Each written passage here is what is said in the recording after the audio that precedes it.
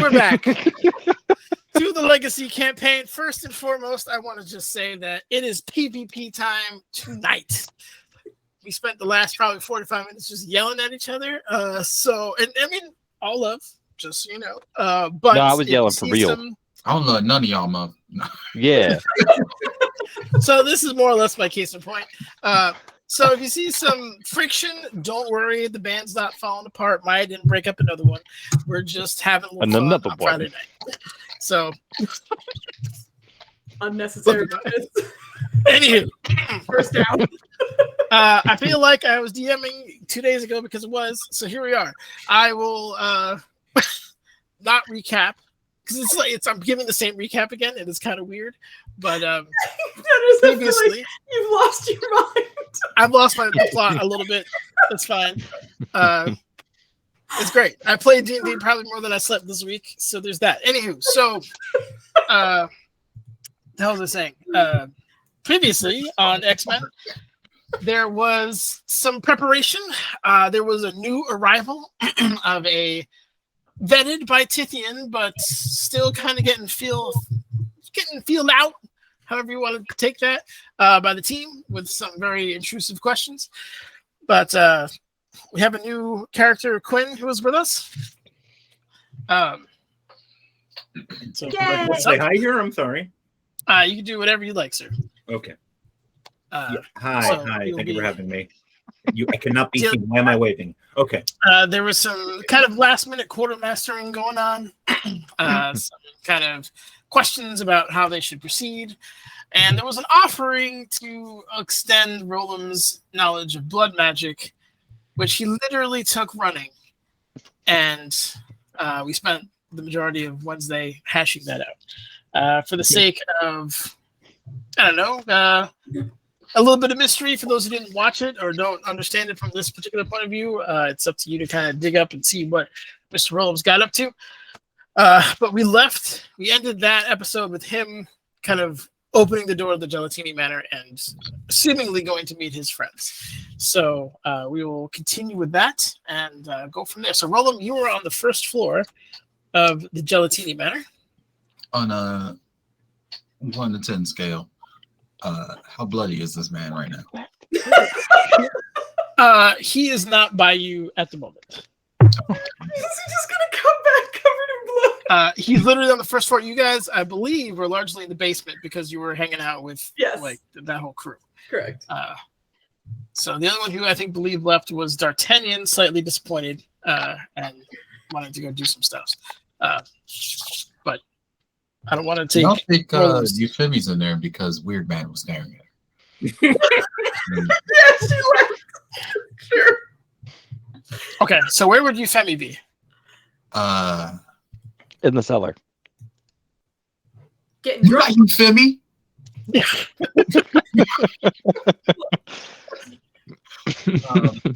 However, that is I suppose a good guess. Why is okay? Steel? Okay. Sorry, I saw the little ears pop up on my. So where you guys are at, there's the cellar portion where like wine and stuff is not here. This is the dungeon area, so you would have had to like gone up and basically down and around. I don't think you've actually been to their cellar specifically. You've just been like round we go. All right. So what's the nearest room? Would be, assuming you're not wanting to hang out in a dungeon cell, it would be upstairs, the kind of main foyer there. All right, main foyer. All right. So in this case, Maya said convincingly. Yeah. Kind of think of it as like a early atrium. It's kind of up in front. Whatever, you're just fancy. I feel like Maya's like, you're just making up words right now. But I was like, you're in the mezzanine or you're like hanging out in the promenade. Then yeah, I'd agree with that. You aristocratic goof. Get out of here. Anywho, Rylan, you would open the door to see, I imagine, a somewhat distracted Euphemia. Rylan would? Rylan would, because he's 5 years old right now and at the Gelatini Manor. I actually don't think he's that young. I'm pretty sure he's in his 30s as well. I'm pretty sure too, yeah. Wow, their blood magic was very effective. Oh boy. Oh no.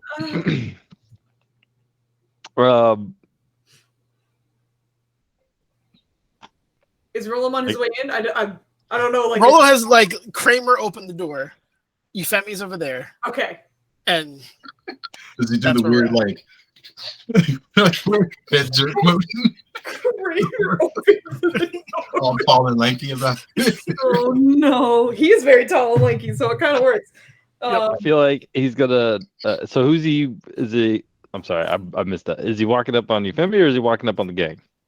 it's just you and Euphemy in, I'll say, the hallway for simplicity's sake. No, you Like, said foyer before. I did. I'm trying to not be. You can't change like, it. He'll open the door and see Euphemy is like, oh, it's been so long. What is she looking at here? Do you want to give me a perception check? No. Of course. Okay. Let's go. Yeah, I'll do it. Let's go. I'll do it. I will percept. With my eyes. Perceptor X. Yeah, And I don't know about Nennis. Is my looking roll. Uh, I don't know what the +2 is anymore. Oh, right. The thing. that is the blessing. All right. Actually, you know what? I would say give it to me an advantage. Okay. All right. So we advantageous. Complain about advantage rules. I'm looking with both eyes now. All right. Let's go. Well, you know what this guy looks like. Okay. Hey. Because you just saw him 2 minutes ago. So I think that's why I'm saying I'm giving you advantage of this. Roland looks very Roland-y, very much like himself. Although with that role, he does look a little bit thinner. Like, like a little, like his cheeks are like, they're not like sunken in. He's not whatever, but he just looks like a tad lighter, tad thinner, a little bit paler, not quite as robust as perhaps you remember him from 5 minutes ago. If he opens up his mouth to speak, you do notice that his incisors are a little bit sharper than they were before. Oh shit. Is he bleeding? Is he what? Is he bleeding? Bleeding? No, not as far as you can tell. There's no blood on him. Okay. Oh, no blood on him at all. No. No split splash. I was taking a. Well, Roland, do you have your sleeves up normally? No. Are you I wear long sleeves, but they're rolled up all the time, guy? I'm sorry. Be What? honest, Rolos, he doesn't even wear underrobes. Focus, Frankie. He's all commando all the time. He Who's said it being himself. rude? I'm talking shit and it's distracting. Sorry. Carry Yeah, on. you know how there's people in the world who wear long sleeves all the time, but they're always rolled up, like they're Popeye and they got to throw down anytime. All right, never mind. I don't imagine they're always like they're kind of like the maybe not above the elbows. Okay, all right. So then, yeah, that's all you're pretty much saying. Is there more that I don't know about? Do I feel anything different? Can I tell things by the way she's looking at me? You can give me an insight. That's defensive ass. What did you do? I don't know. What did I do? How many people, Flandy? How many? Too many. Oh, I'm okay. gonna need you to focus. Did you say anything, or are you still inspecting Roland? Give It me an looked like insight, you wanted Roland. to say something, dude. He already said it. He said it's been so long, and then you started inspecting. Did you hear what Dunder said to you twice now? I'm fixing a thing that he didn't give it to me like 3 days ago, which I asked him for specifically. So this is on him. So, Maya, Take I'm that. gonna leave you here since he's losing his shit, Take that. and we'll come back. It was you good? it whispered it, but it was what it was. He knows what it was. Okay. Okay, Yeah, what, you- are you okay? How much? No, I'm you're confused. not. I'm We'll come back. trying to Put a transcribe pin in shit. this. He's male multitasking. I've seen it before, which basically means you drop the plates and hold whatever's in your hand. So we're That, gonna put a pin in that. We'll come back.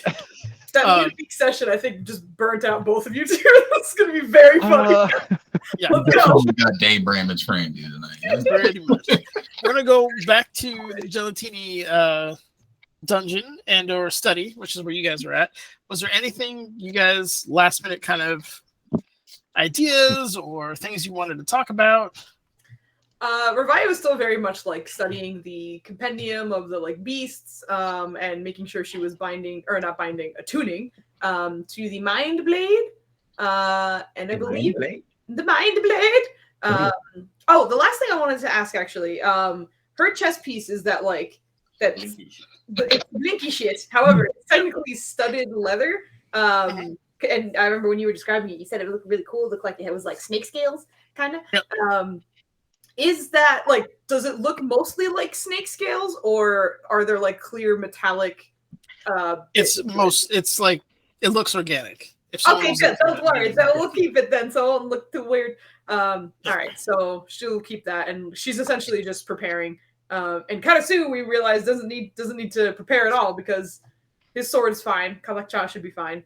Oh no, but we were talking about possibly hiding your weapon in some way, weren't we? Because you can't run around with your big ass metal sword. Don't look a little weird. Okay. Is Nethers? Yeah, I'm fine. Okay, good. Sorry, we're good. No, I thought never mind. We're good. Don't worry. It's fine. Yes, we're polymorphing each other, but the sword is probably still going to be an issue. And now that I think about it, my sword's probably be an issue too. Anything metal.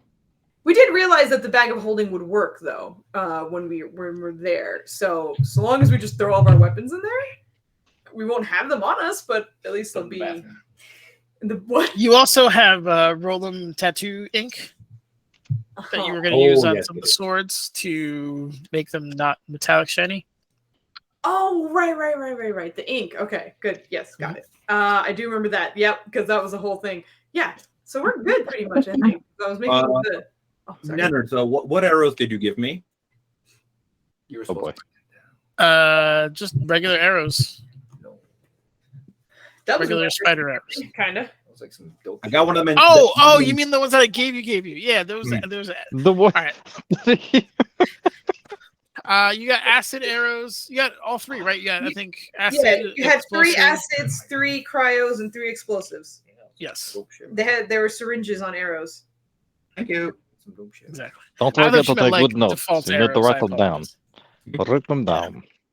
Yes. He has a notebook now. He'll probably write it down. Huh?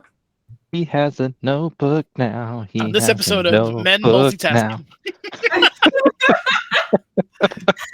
Woman, can't you see I'm writing? I cannot hear you. Oh, man. Oh, hi, Dragon Rest. Thank you for dropping by again. Oh boy. Oh, man. Right. We're professionals. I wish we had the Queen Bramage emote ready. Oh, I feel like it's here in its own way. Anyway, Team Marshall, I think, is just kind of preparing and like more mentally and quietly than like actively talking to each other or doing anything. So I think we're okay.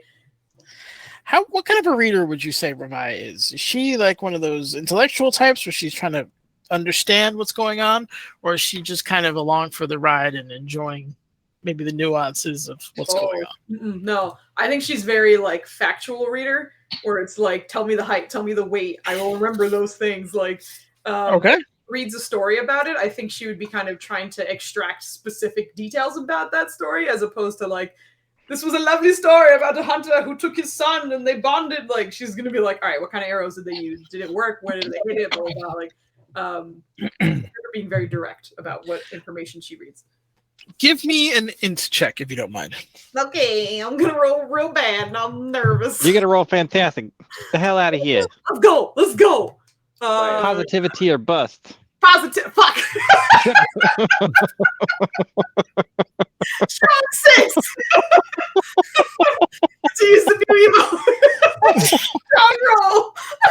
Oh no. So don't forget, I got a +2 because of our blessing, so it's an 8. That's an 8. That's a real strong. I think real you should get 8. advantage for the positivity. Can I get my nature bonus to it? I don't know what I'm reading. Anyway, you're good. Go ahead, carry on. So this check wasn't to see how much you were retaining what you were getting. There's references to things. I have a neighbor who does not understand how like a car alarm fob works, and every time he goes to use it, he fucking triggers the alarm. I also think he's geriatric because it takes him 20 minutes to get out of his damn apartment to turn that shit off. Every single time it drives me nuts to the point where I'm just gonna rip that shit out. But anyway, Dennis is having a day. I'm sorry. I know. I imagine hearing this just 3 to 4 times a day. Yeah, I can't. Nope. I mean, No. at some point, I'm just gonna replace the horn with a baby crying, and then then we'll all kill him. Anyway, That's the campaign. that's my real life campaign. That could Okay. That could be the darkest. Anyway, That could be. so the reason why I was having you do the in check was to basically see if you can glean information by things that were being referenced but weren't like overtly stated, like, oh, in the glossary here is blah blah blah. But you're getting references to something called the gray, things that well, I guess it's not that hard. There's also the lands within is another term we've heard before. Okay. And apparently Athas, as far as you can tell, has 2 moons. Okay. But because you were more focused on how big people's teeth were, you don't know which one's which and which one's bigger or whatever. But it's not hard to be like, oh, that's one moon, that's another. Like, you track that. Yeah. The details behind it and whatever effects they have are lost, unfortunately. If possible, because I rolled a 4. So would she be able to glean like if the moons kind of have the same cycle, I guess? Like is nighttime prolonged because there's 2, because they're not like they're not going, the rotation of the planet is not the same and how just far they are, blah blah blah, all that stuff. Like not necessarily that information, but the information of the like, is nighttime still roughly 10 hours or something, whatever. Nighttime is the average kind of time, depending on, they do have seasons, if you will. Right. And that's really just extended. And like the night is honestly the only time you feel it. That's like just maybe 10 to 20 degrees colder during one season versus another. It's minuscule at best, but. Okay, sounds good. Thank you. So the gray and the lands within, Athas has 2 moons. Who the fuck knows anything else? And regular nights. Knits. Okay, so that's what she's getting from that. Okay, so yeah, she's just reading away. Anything else she can find? Just staring at the beasties, seeing what they can run into. And I guess like every now and then feeding Zolan some food. Okay. But she's chilling. She's just kind of mentally preparing herself. Understood. Anybody else doing anything else? Kit, you were taking arrow inventory? Yeah, I got it. Thank you. All right, cool. Flanny, are you still brain damaged? I still haven't gotten some things, but sure, we're fine. Let's do this. What do we do? Fucking insighted perceptions is going on. Maya, I'm going to let you decide whether he's has enough brain function to do this. I don't think he does. You don't think he does? Fuck out of here. So, Who's gonna borrow a book? Why do you need a book? Want to throw it at Maya and Dennis? Take that too. Oh, geez. Off to a good start. The best part is, based on where he is, that would hit my apartment with the force of a meteor. Yeah, just throw it where you are. Don't worry. The arc would be amazing, though. Yeah. Sure, it would just burn up in the atmosphere before it makes contact. Not if it's a magical book. You got your hands on some magical books, Flanny? So, No, that's why I Flanny, asked you for one. Oh, I see. Pardon the noise. I apologize. You're good. You made an insight check against Euphemia and found that she was studying you very intently. Kind of hovering a bit about your face, and maybe that's to be expected. But that's as far as you've got with that particular role and where you're at in this exchange.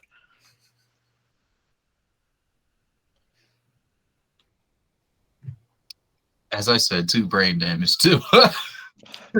He's the last. He asked you a question. He said hi to you. You haven't done shit except look at him. Where's the insight check that was asked? Oh, you whispered it. He whispered it. Yeah. That's why I didn't say it. Oh, He didn't mean to whisper it. Everything's fine.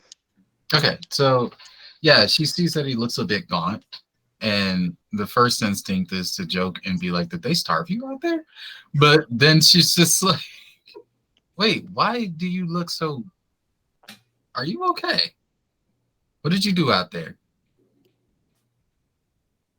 Rolos. I learned a lot. What did you do? I learned a lot. Yeah, what did you learn, Rolos? Well, you know what? You were talking to him. He said there's still like if you want to go, the offertation. Wow, the invitation still stands. I'm sorry, can you repeat the statement? I got lost on offertation. The moment I heard that, my brain was like, "What? Oh no!" What?" He's gonna say, you know what I learned? You were talking to him too. He said, by the way, he said the offer still stands. So you really went and learned all of those blood magic techniques that he spoke of. Oh, not all of them, but he's gonna have like the 1,000-yard stare. What did you learn, Rolos? Do you really want to see? I don't want to see. You can just tell me. Use words. I feel like that was a character. I learned what I need to learn. Eagle in the background.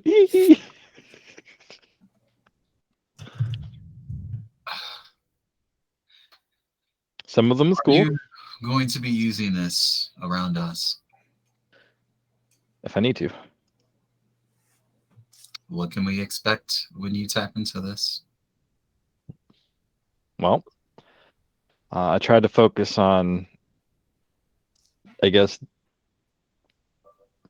anti-manipulating undead. Anti-manipulating undead. Yeah, kind of like a reverse card. Nuno? You played Uno, right? What the hell is an Uno? But yeah, to hopefully undo any sort of undead that we may encounter. There are some things that are quite evil that I don't intend on using. Unless But it's you learned them. Dragoth. Maybe. But I don't know if he... Do you think Dragoth has blood?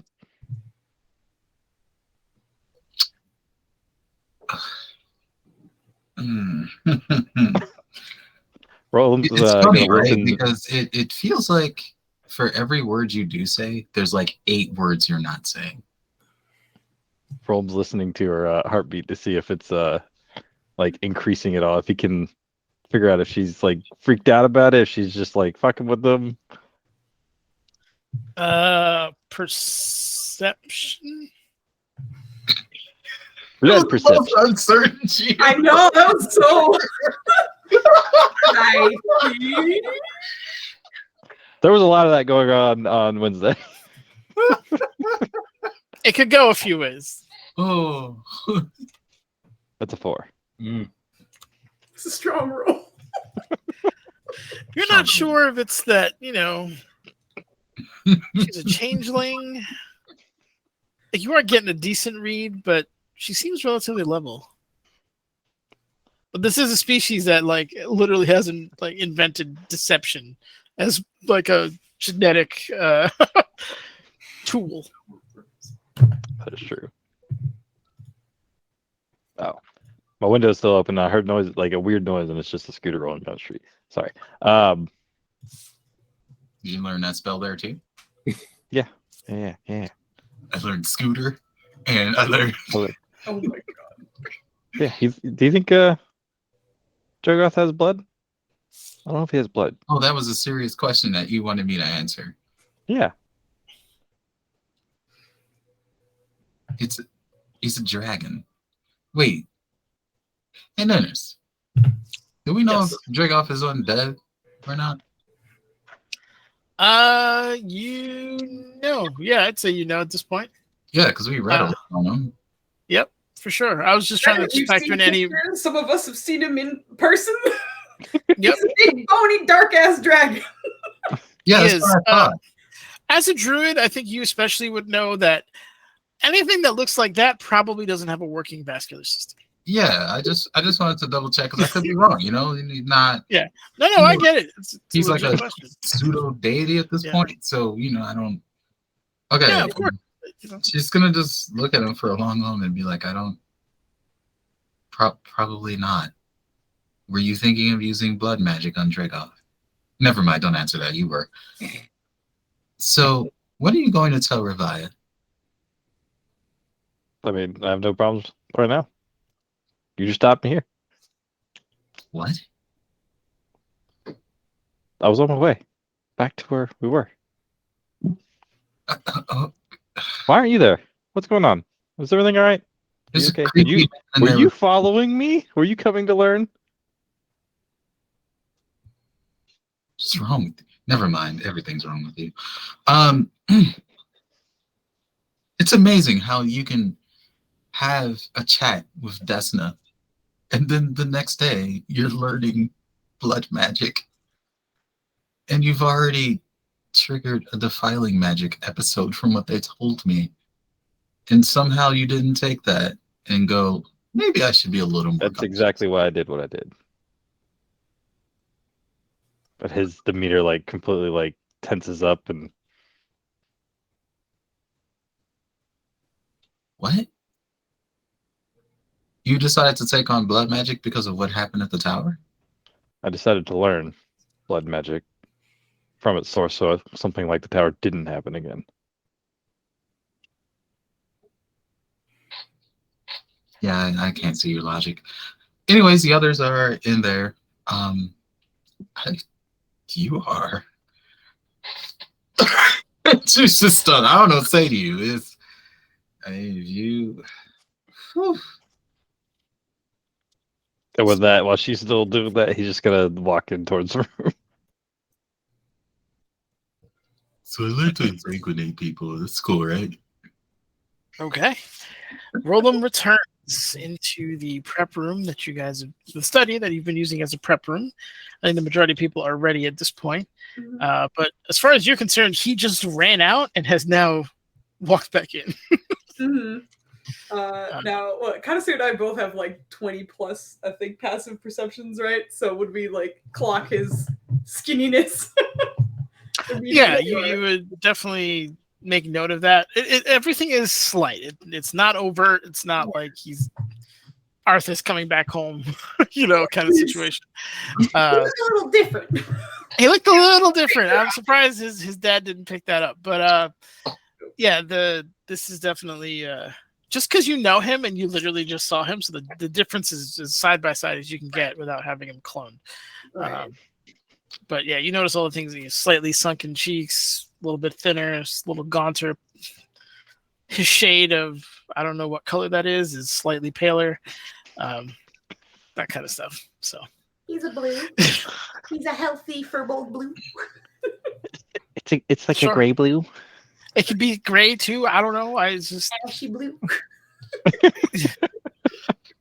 He's still ashy. Being somewhat covered in fur and still being ashy. Anyway, I think Revia would kind of clock it and catch eyes with him, but just kind of wait until he does something, whether that's post up somewhere or address them or whatever. But she's just kind of still sitting in her corner, feeding Zolan with one hand and reading a book with the other. So him walking in, he's very focused now and not happy, not sad, not mad. Just he's gonna walk in and. Is there anything else we need to do before we go? Did they suck the blood out of you? Why do you look like that? There are costs. My own this time. What did you gain?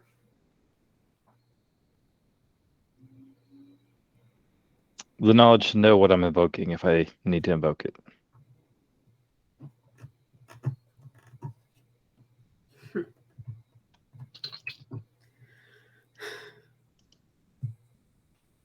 If that comes to the detriment of our task at hand, or to us, then I feel like you're not learning anything. That's exactly why I want to learn. So that wouldn't happen. What already happened to you might already be a detriment. We're Well, going that to, risk was in me not coming back. No, he'll kind of crack a light smile. we're going to a barren desert with apparently harsh conditions. And you've come back looking like you need a nap and a break. I've been gone much longer than you realize. I'm not sure if that's better. I'm fine. I'm ready to go. Yeah, I expect you to say such. We're going regardless, but don't fail us. God damn.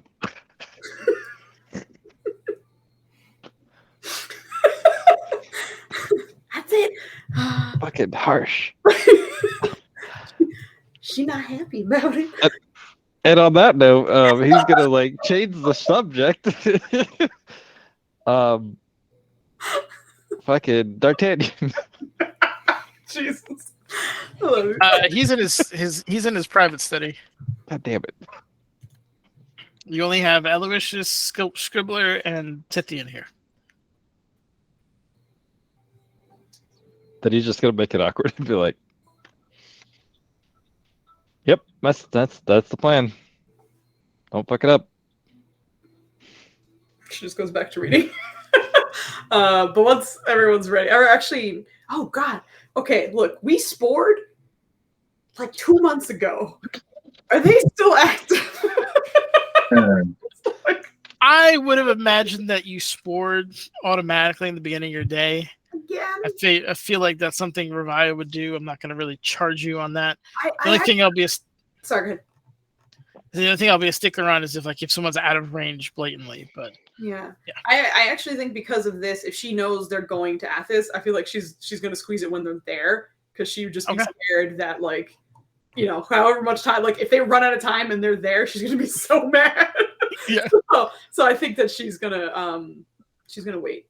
But that being said, then it's probably expired, and then she'll kind of look at everybody, and Katasu's been the one with the least amount of homework because everyone else is doing something, and he's just like, "Well, good to go. You guys, let me know." But she'll like look over Katasu, kind of confirm that he's fine, and then look at the newcomer Quinn, and just kind of. I assume he's kind of like looking over his inventory and arrows. He's praying at this point. Oh, he's praying. Okay.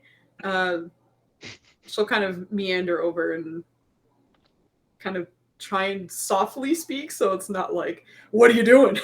But like, just kind of try and get his attention. I believe we're almost ready to go. Are you?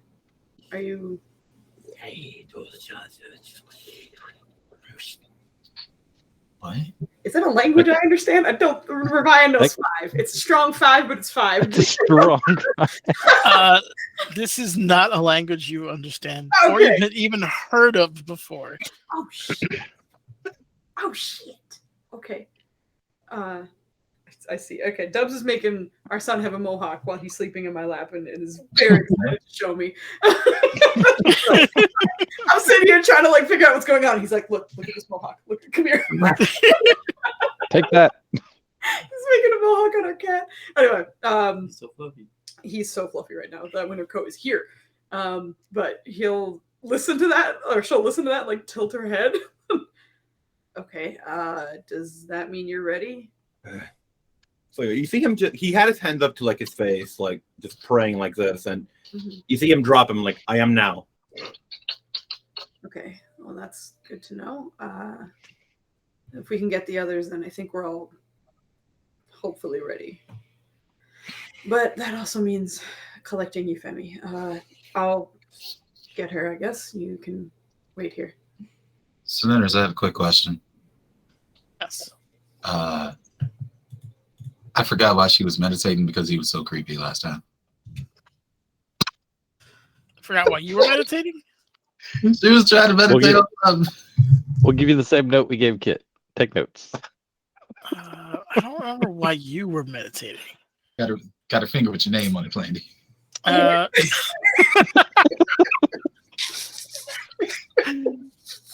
was well done.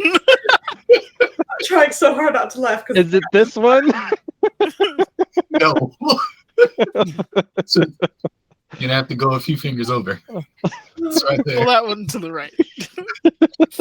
Anyway, oh god, what the hell was I saying? So let's brainstorm for a second. So Let's brainstorm. there's obviously an issue with the nature of Athas itself, right? That you're probably gonna have a hard time commuting to it. This might be the last time you can reach Desna for a while, depending on how long you're there. Why else would you be meditating? Maybe trying to think about stuff you read from the Harry books. Kind of running out of ideas here. Just. Weren't you trying to learn how to speak the language or something like that? Weren't you work on that? To speak a language? That was one of their requests when you went there. To if you could bring back evidence of like how to read the D'Artagnan's request.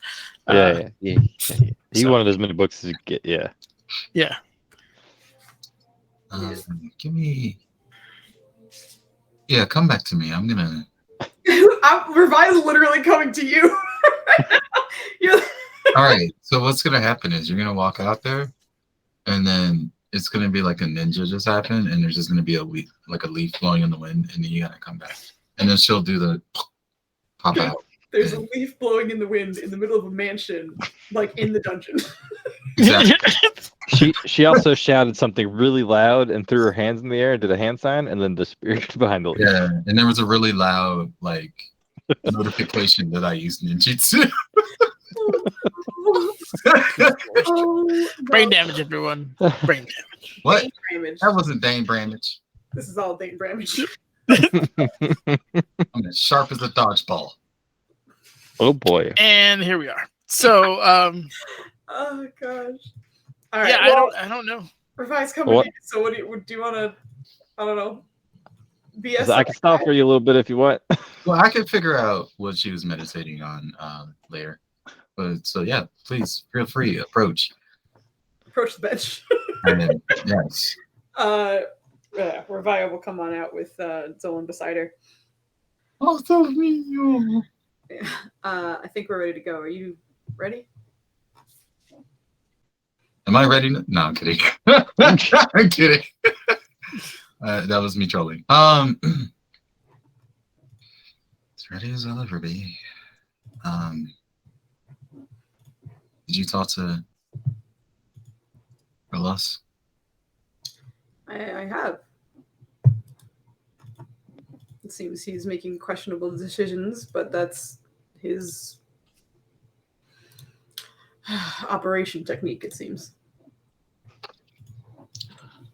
So he's coming with? What was that? So he's coming with? Yeah. We probably need all the bodies we can get, but if he winds up being a problem, we'll have to address it. But I'm not sure if we have the time to do that now. It's curious, right? Because we're going there, and I don't think we want to make a huge stink or raise a huge profile or anything, but if he taps into whatever the hell he learned over there, I don't recall any references to blood magic in Athas. No, I'm sure there's not much or any, and I'm sure that's just one more way for us to catch attention when we're not supposed to catch attention. But as I've mentioned, I'm just he doesn't seem willing to slow down. And we don't really have the opportunity to. So he will continue doing and making the decisions that he is doing and making.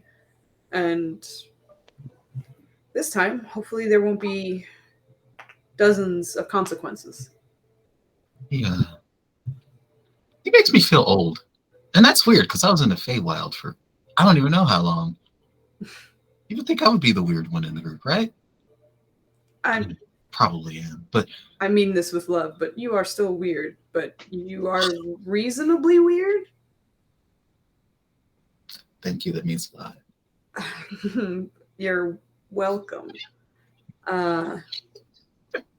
But either way, we should get going. And interestingly enough, I think we actually have to gather our things and then go back outside because we have to summon the Nexel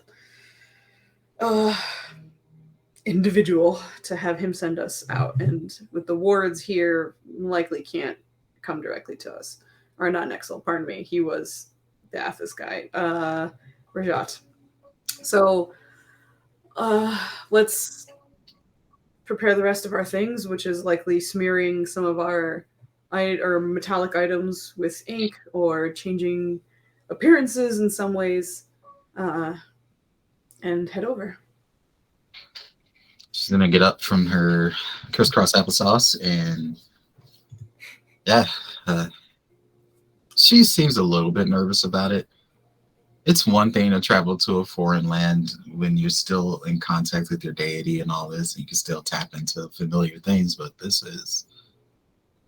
it's gonna be like when they stepped into the Black Hall, except this place isn't allied.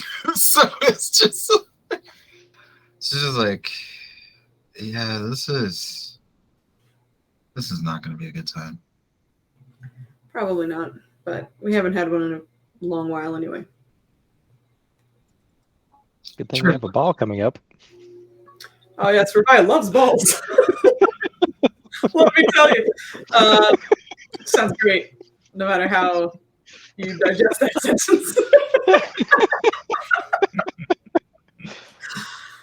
Why did you do that? She's a raging lesbian now. Sarcasm. All right. Anyway. Oh no. Oh no.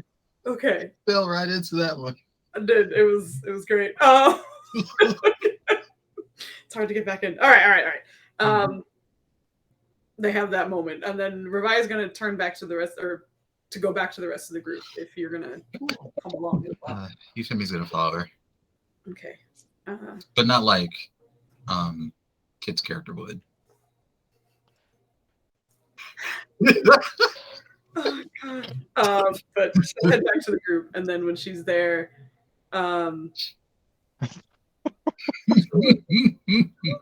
look over. Not specifically that. Not that. Anyway, I think we're ready. While we're here, we can cover some of our metallic goods and transfer some of our items to one or two, I suppose, bags of holding, so that way we don't have metallic weapons visible. I think it's probably best that we use the polymorph potions once we arrive. Interesting. Not before? From the sounds of it, it didn't seem as though he would get us very close. So I'd like to think we'd be able to arrive and then immediately use the potions and then move on from there. All right. Again, I would like to think so. But after that, she'll ask for the ink from Roland. He would have left that before he left. Oh, okay, never mind. Yeah. Picks it off the table and starts smearing her shit in it. Yeah, he would have left anything that was needed. Okay. He will. While y'all doing that, he's gonna pull out the warp stone that's cautiously wrapped, haphazardly wrapped, probably more likely. And I'm gonna make sure this gets put in a safe place. and he'll go find D'Artagnan. Oh, he said that out loud. I thought you were like, Yeah. It's like, okay, sorry. Okay. It's not hard to find D'Artagnan. Ravaya, give me a just a general dexterity check just to see how well you're applying these things. Okay. Performance, if you have any level of artistry in your background, or if you have soldier when you lacquered your armor, maybe I could give you some steps. But if you're just a savage from the forest, give me that dex. That's it, baby. Here comes my savage roll. Ooh. God damn. Plus Yeah, you have no 2 problem applying this. Maybe it had something to do with your master teaching you how to apply poison to weapons. Mhm. And this is almost a direct translation since you clearly don't want to get said poison on you. But you have no problem applying that to that. And also, I'll say with a roll that high, you can also assist your teammates. That's fantastic. Bring them over. You made me roll. I was like, I do want to make sure that we get, his stuff and then whatever. Yep. But yeah, then that works perfectly. I think she'll methodically go through everyone else's, like, ironically, Anita was just like the druid's the mom and the rangers being the dad right now. And I definitely kind of feel like that's happening. She's like, give me a weapon. You can't do good enough. I'll do it for you. Just there you go. That's great because this comes immediately after her telling Flandy to not mess up. Yeah. So it's like, don't mess up. Give me that. Exactly. So she'll work her way through. Does Quinn? I know Quinn has the bow, but did she see any, like, other than the arrows, any kind of metallic weapons on him otherwise that were visible at least? Quinn's bow, the arrows aren't metallic except for the ones that he just got. Yeah. They're organic. Right. But like, I'm just asking about like any other weapons that she could see on him. Oh, Quinn, what you got? Besides, I'll let you finish, man. You answer me when you're ready. Sorry about that. No, you're good. You should have like a blade on him. Yeah, he's got a scimitar. Okay. Is it like on your hip or is it like, would she know? Yeah, be on his hip. Oh, okay. Is it made of metal? Yes. No, it's a plastic scimitar. Knowing him, if you made out of spiders, don't act like that was a wild question. It's not made out of spider. Anyway, okay. No, it's fine. It's foam. It's fine. Oh my god! I feel like this campaign's so dark that we just have to be goofballs ourselves to make it run. But it's a glass scimitar. It only swings once. Use it wisely, for it cannot be used again. And Euphemy's staff is it made of? I just knew it was that Sailor Moon looking thing, but it currently has a metallic sheen, but Euphemy knows she can change it. Yeah, I was about to say that's what her meditation was about.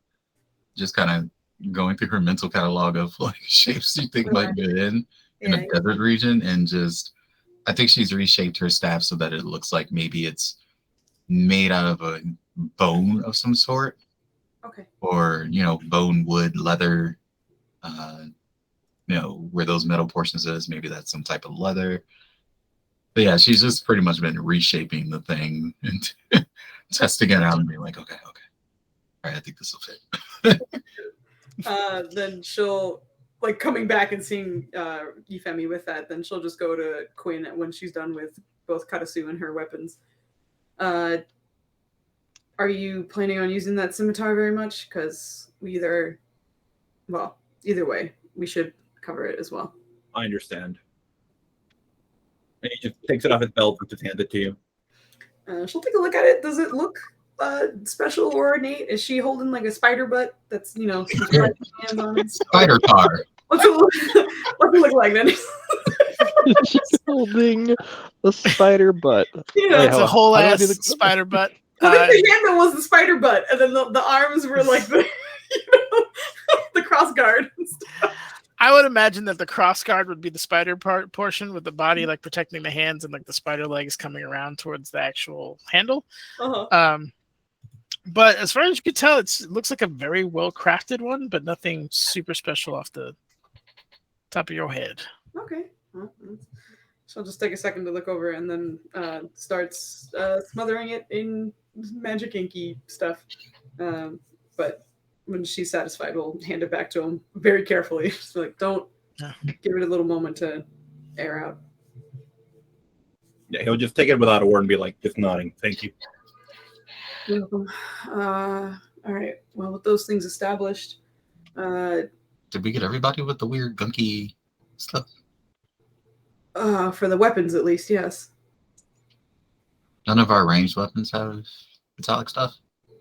I don't have any. And we're going to be very selective with some of the weapons we take.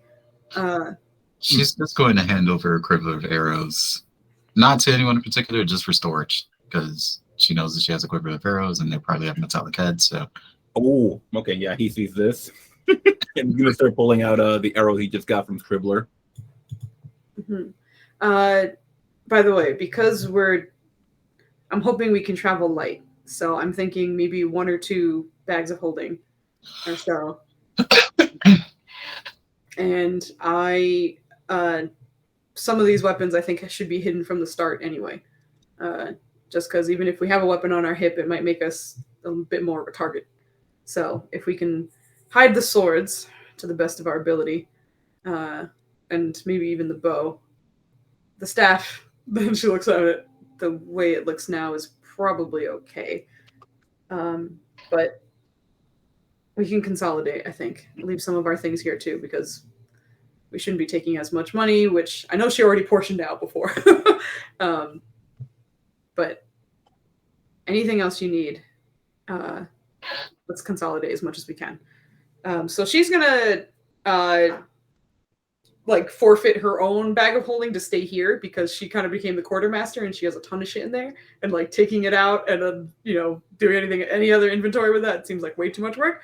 So she's gonna leave it there. And then everyone has a bag of holding because of the dragon horde, basically, except for Quinn. You weren't there, I know. But everybody else, He may have his own. We don't know. yeah. I just realized that this group does have an advantage over the difficult terrain campaign. What's that? That over in difficult terrain, our bags are being used to hold bodies and people. So over here, we're just, like normal people, putting equipment in our bags and not refrigerating dead bodies for later use in carbon and tooth removal. Yep. And trying not to talk to your best friend's mom and make the dead body pop out at the same time, None of those moments here. Anyway, yeah, so I'm pretty sure Katasus is like relatively empty-ish, or at least has like only important things in there. And Euphemia, I don't know if you have much in yours.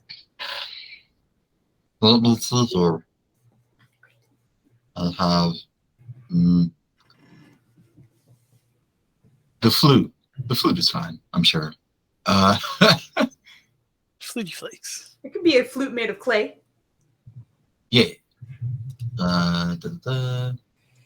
Yeah, she's actually traveling super duper light. The only thing she really has that could be yeah, she's not going to be happy, but she's going through her bag and just making sure she's going to eventually pull out an embroidered scarf and a miniature star knife replica. Okay. Both of these things are cultural for her. She said, these are pretty much the only things I have from home. Yeah, I'm sorry. Best that it stays here. I know. She's gonna hand them over for storage. Okay. For Via's one last fond look and be like, no. So that's it then. Okay. I will put my swords in there, although maybe I should carry, if you don't mind, this bag of holding. If weapons are in it, I believe those who need them should probably have them, and then hopefully you can still function without having to stop and give us anything. So it might be best if one of us sword wielders, I suppose, uses it. You just want to hold all the weapons.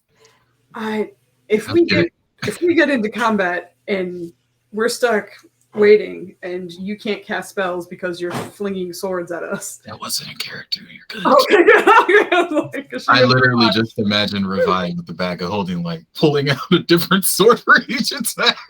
Oh my God. And then there's busts out a multi-limbed enemy, and Foos is like, "Ooh, yeah." Oh, I'm happy.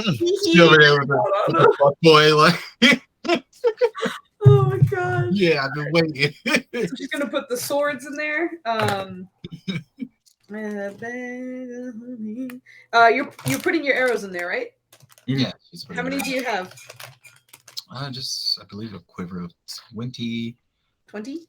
She's fired like one in her life. Okay, For that's fine. joining this group. So So Revia's swords will be in here. She did want to use 2. Oh yeah, so Katasu will have the other one. So in Katasu's bag, he'll keep his. His weapon. she'll also store the short bow because Okay. she's Sure. not. Sure. Short bow. She's gonna put 10 gold pieces in there and leave the rest here. I think that's mostly it. She's gonna still wear her armor. Hello, yes, you're very sleepy. I see that. Were they leaving the Black Cabal items behind? I think so. I think we found that it wouldn't hurt, but it wouldn't be as effective as some things. She's gonna go ahead and pull that robe off and hand that in as well. Okay. Well, the robe still might be helpful, right? Because isn't it can it absorb spells and they might have a different sense of magic of some kind, but it might still help in some ways. Okay. I thought we said it wouldn't work there because it was the type of magic that it is, or the anti-magic thereof. It wouldn't be applicable in Athas. Okay. Does it give you any other bonuses other than that? There's no you get a thing and some things with some things. But that does Magic resistance. I think you're super right, Flandy. Well, it has the discharge, the lighter sound, the spell absorption. Right. Okay. So we'll put that away, I guess. Was that an attunement-based thing for you? I believe so. Right. Girl, we probably could have given you another thing. It absolutely was. Okay. I don't know what. Hold on. Flint, give me some chips. Oh. But you me to me. No, fuck you. Does anybody else have a attunement-based thing that we might be able to give her in the meantime? I never specified which finger that was for you, Flandy. Just assuming I was being me. I have the Ring of Spell Storing. There you go. That'd be good. Yeah. You just have to attune to it, which if none is cool with, we can obviously retcon. Hopefully. Or if you're not, then we take another hour. Get the fuck out. You're all going to die. Yeah. Man's going to kill us. No, we're good. We're good. I got the ring of protection, but that's pretty much it. That's fine. Don't worry. Okay. So the ring of mind shielding. You have a lot of rings. So you're running there with 3 rings and a staff? What? She just has the ring of protection and the mind shielding. Yeah, and then you're going to get the ring of spell storing, and then you're going to have the staff. Oh, no, the reason that's why she was meditating. She was attuning to the ring of mind shielding because she took off the broken Cabal ring. Okay. She was hit by the Hadoken. And Yeah, but are you still at 3 attuned items? Because then it gives us 4. Yep. Yeah, she's at 3 now because she So just then you gave get another ring anyway. Can you wear 3? Yeah, I mean, how many fingers do you have? You got toes, right? No, I just spell storing on your toes. Actually, that's smart. We could hide the rings better and don't have to worry about metallic objects. Yeah, what if you have to do the somatic components with your feet instead? What if we turn it into an earring? We do an earring, nose piercing, do the eyebrow piercing. They didn't specify where the rings go. Oh, yeah, I thought it was like a hard. Oh, shut up, Randy. That was.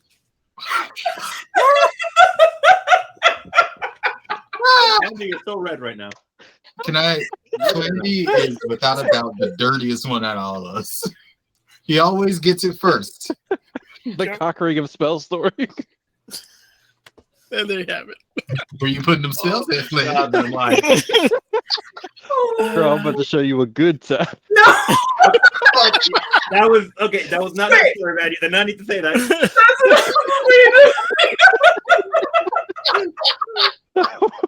There might be You have to do watching, it. man. Come on. Inappropriate, Flandy. Your boy just picked the blood magic. I think it's in the title. Oh no. Oh my god.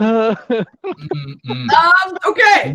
So, you Yukami, go mark down that you have a ring of spell storing for your fingers.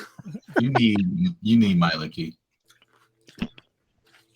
Oh. All right, so I'm adding a ring of spell storing. Although it takes forever. Well, she can cast a few into her ring, but she has no way to remember those again. Yeah, that's.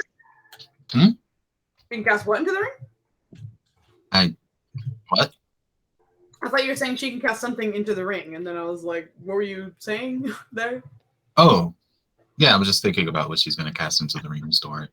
Oh, okay. Well, you have that. Bruh. Bruh. Oh no. No. Give that girl inspiration. Would show you a good time. That's amazing.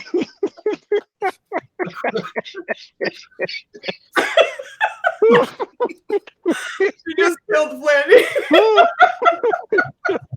So after my brother here is dead from laughter, we're gonna need another one. Anybody want to volunteer to hop in? Flanny's face is officially redder than his shirt. God, seriously. Woo! Don't die. Oh no. Breathe, man. Breathe, please breathe. Just take a second. It's Okay. really tough to stay alive without oxygen. Maya, get out. Stop it. That's enough. The two of you are on timeout. I'm enjoying this. I don't. I mean, that was by no means too far. This is fucking. Oh no. No, we're a bunch of Getting clowns. worse. It's getting worse. Yep. So this is our Friday vibe, just in case you're wondering. We got to get all this shit out, one way or the other. Oh my god. So Ah. he's a cool down mode, but he's vulnerable now. You gotta. Yep. All right, he's good. Okay. We're don't worry. Go nasty. Oh my god. Okay. Good stuff. So All right. that's been established. You got Correct. the thing, the magic item. We are That's the thing. condensing stuff. I have arrows, revised swords, a short bow, 10 gold pieces. Karasu, you have your sword in your bag. What bag? In your bag of holding. So your kalakcha is in that. But it's on you. So if we get into a combat, you have to like rip it out. Hey, just out of curiosity here, just want to double check, make sure I'm doing this right. That spell storing is going to Euphemia and not Rolos? Correct. Okay. All right. Yeah, it's going to Euphemia from Rolos. Yeah. Also, Yeah, Rolls is already bound to 2 demons, so that's taking up some slots. also any metallic magic items, Revi is gonna get up there and smear some inky shit on it too. So that ring of spell story, I'm pretty sure is metallic. So she's gonna. Yeah. Even then, I don't imagine rings would be relatively common there. Maybe they were. I don't know if we read anything about rings. I mean, there's ivory, there's wood, there's leather. There is. They likely have knots and stuff like that. Oh no! Please stop. Oh gosh, my mind's got. But anyways, carry on. What the fuck are you drinking? Don't worry about it. I said carry on. If we can't carry a regular conversation with you, you can't tell us to not worry about it because you're the problem right now. You really are, man. I am. That's why I said carry on. You said don't worry about it. Get the Buddy, on the break, I'm going to ask you to take a cold shower, please. This is why, right? He was away from Benton for so long when he was over there, and now it's just all pent up. So he's the poor guy. Anyway, we are. No. You have your sword and your thing. She's gonna ask Quinn to put his sword in Katasu's bag too. What about the bow? Yeah. Well, You yeah. have The bow's organic. the spider bow thing made of a weird stuff.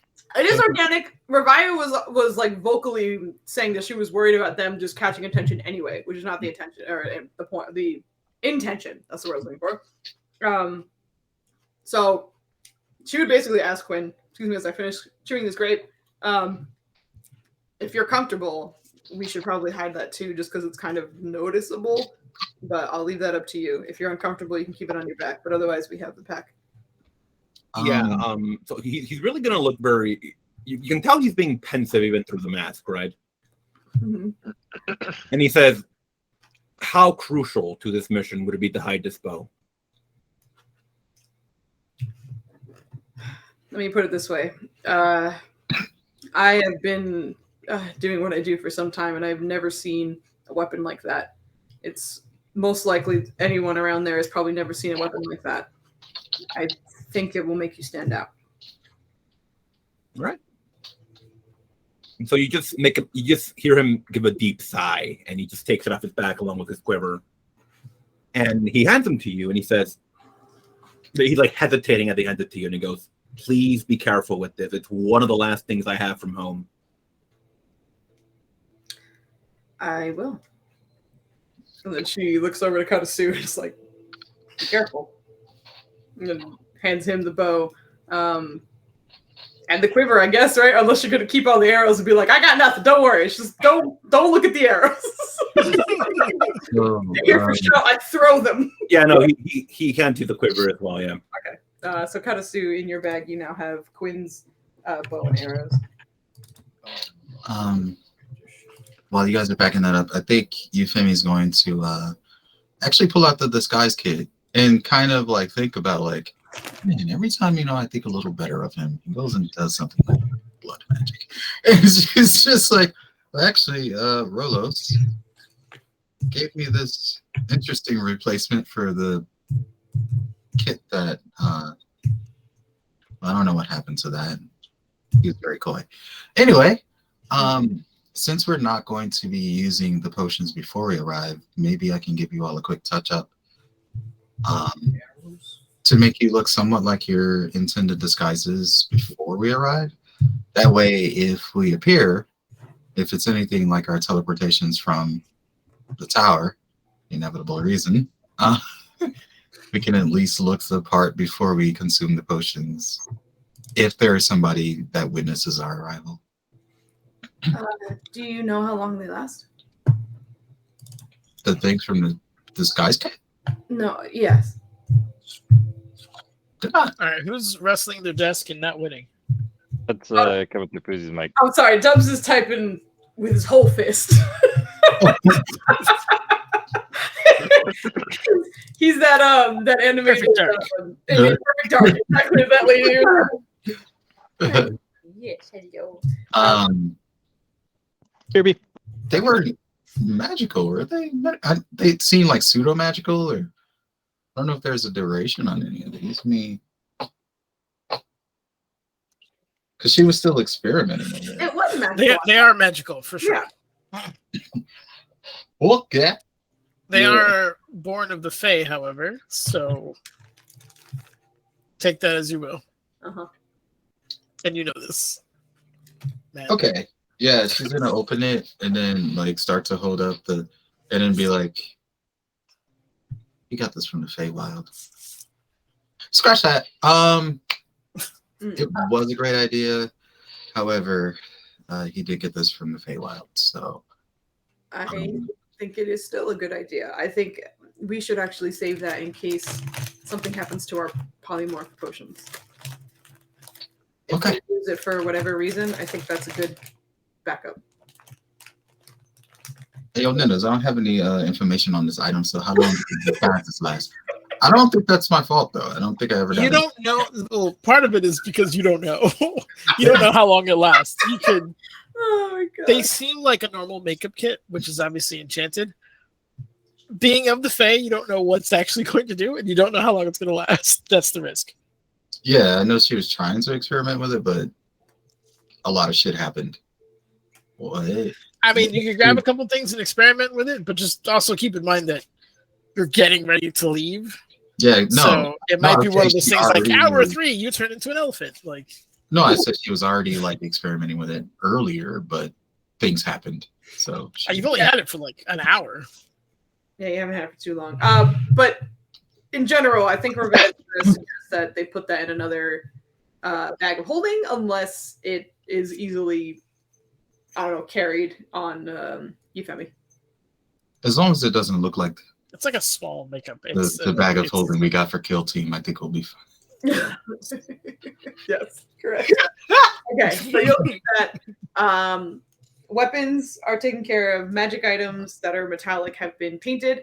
Also, I didn't mention it, Bananas. I'm definitely painting over Zolan's like tail cusp. That's like his +1 protection thingy. Yep. Basically. So that's getting gunked up. Sounds good. The rest of her things, the rest of Revia things are either like organic looking or not really applicable. And Karasu, you have a mithril shirt or something, don't you? Right? Yeah. No, it's just metal. That's the problem. Where would have Quinn stuck his arrows? They would have also been with the bow, which is with Karasu. I mean the injection ones. The what? The the ones that injection. The special ones from Scribbler. Yeah, that's up to you, I think, right? I mean, you can just put them in your quiver and hand it to Revia. Yeah, I think that. Yeah, that's the play there. It's Okay. like the path of least resistance there. I think when we speak with Rajad, we should ask if there are any boulets native to Athas. And if not, then maybe we disguise Zolini as something that is native to that realm, but similar. I've been looking up a few because of this manual I've been given.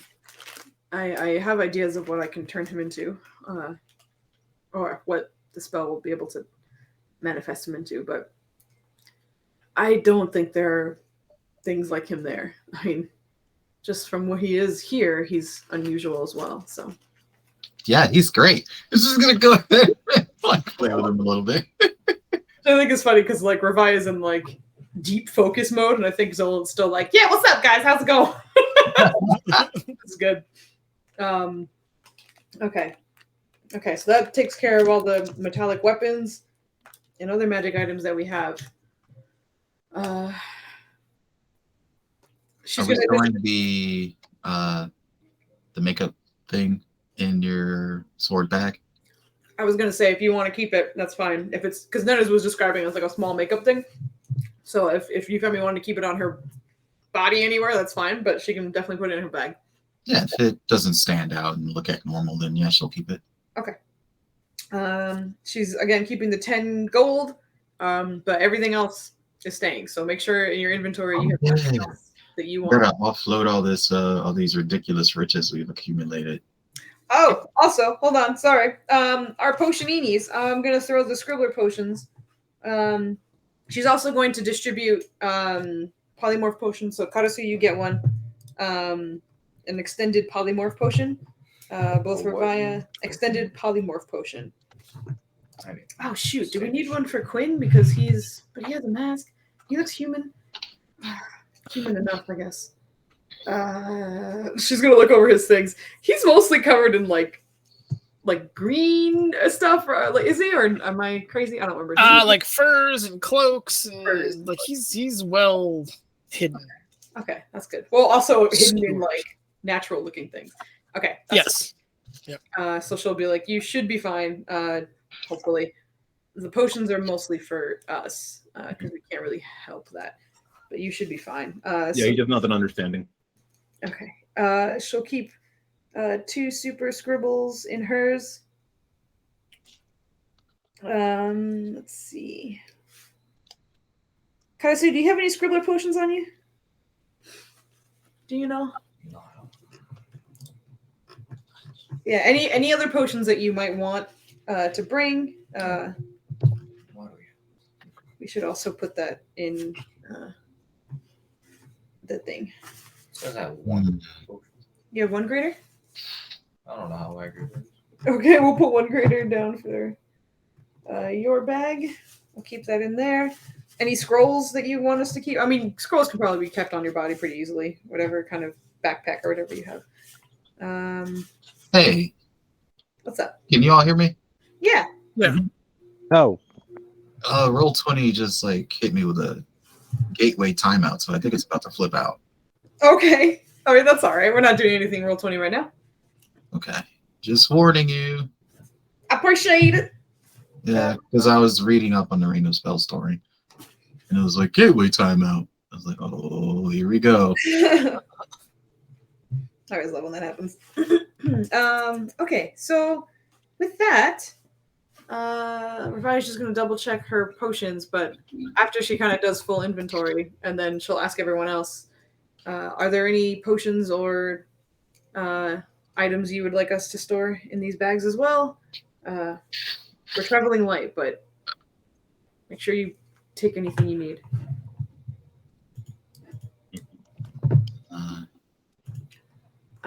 She's gonna put her mushrooms in there. Both of her mushrooms. Mushroom. Both of her magic mushrooms. and y'all make fun of Ryland. Badger. Mine are mine are helpful 2%. Well, no, the spores are helpful all the time, but the poison cloud is like, look at this poison, you find nothing but undead. Everything's immune to it. But it's a cool mushroom.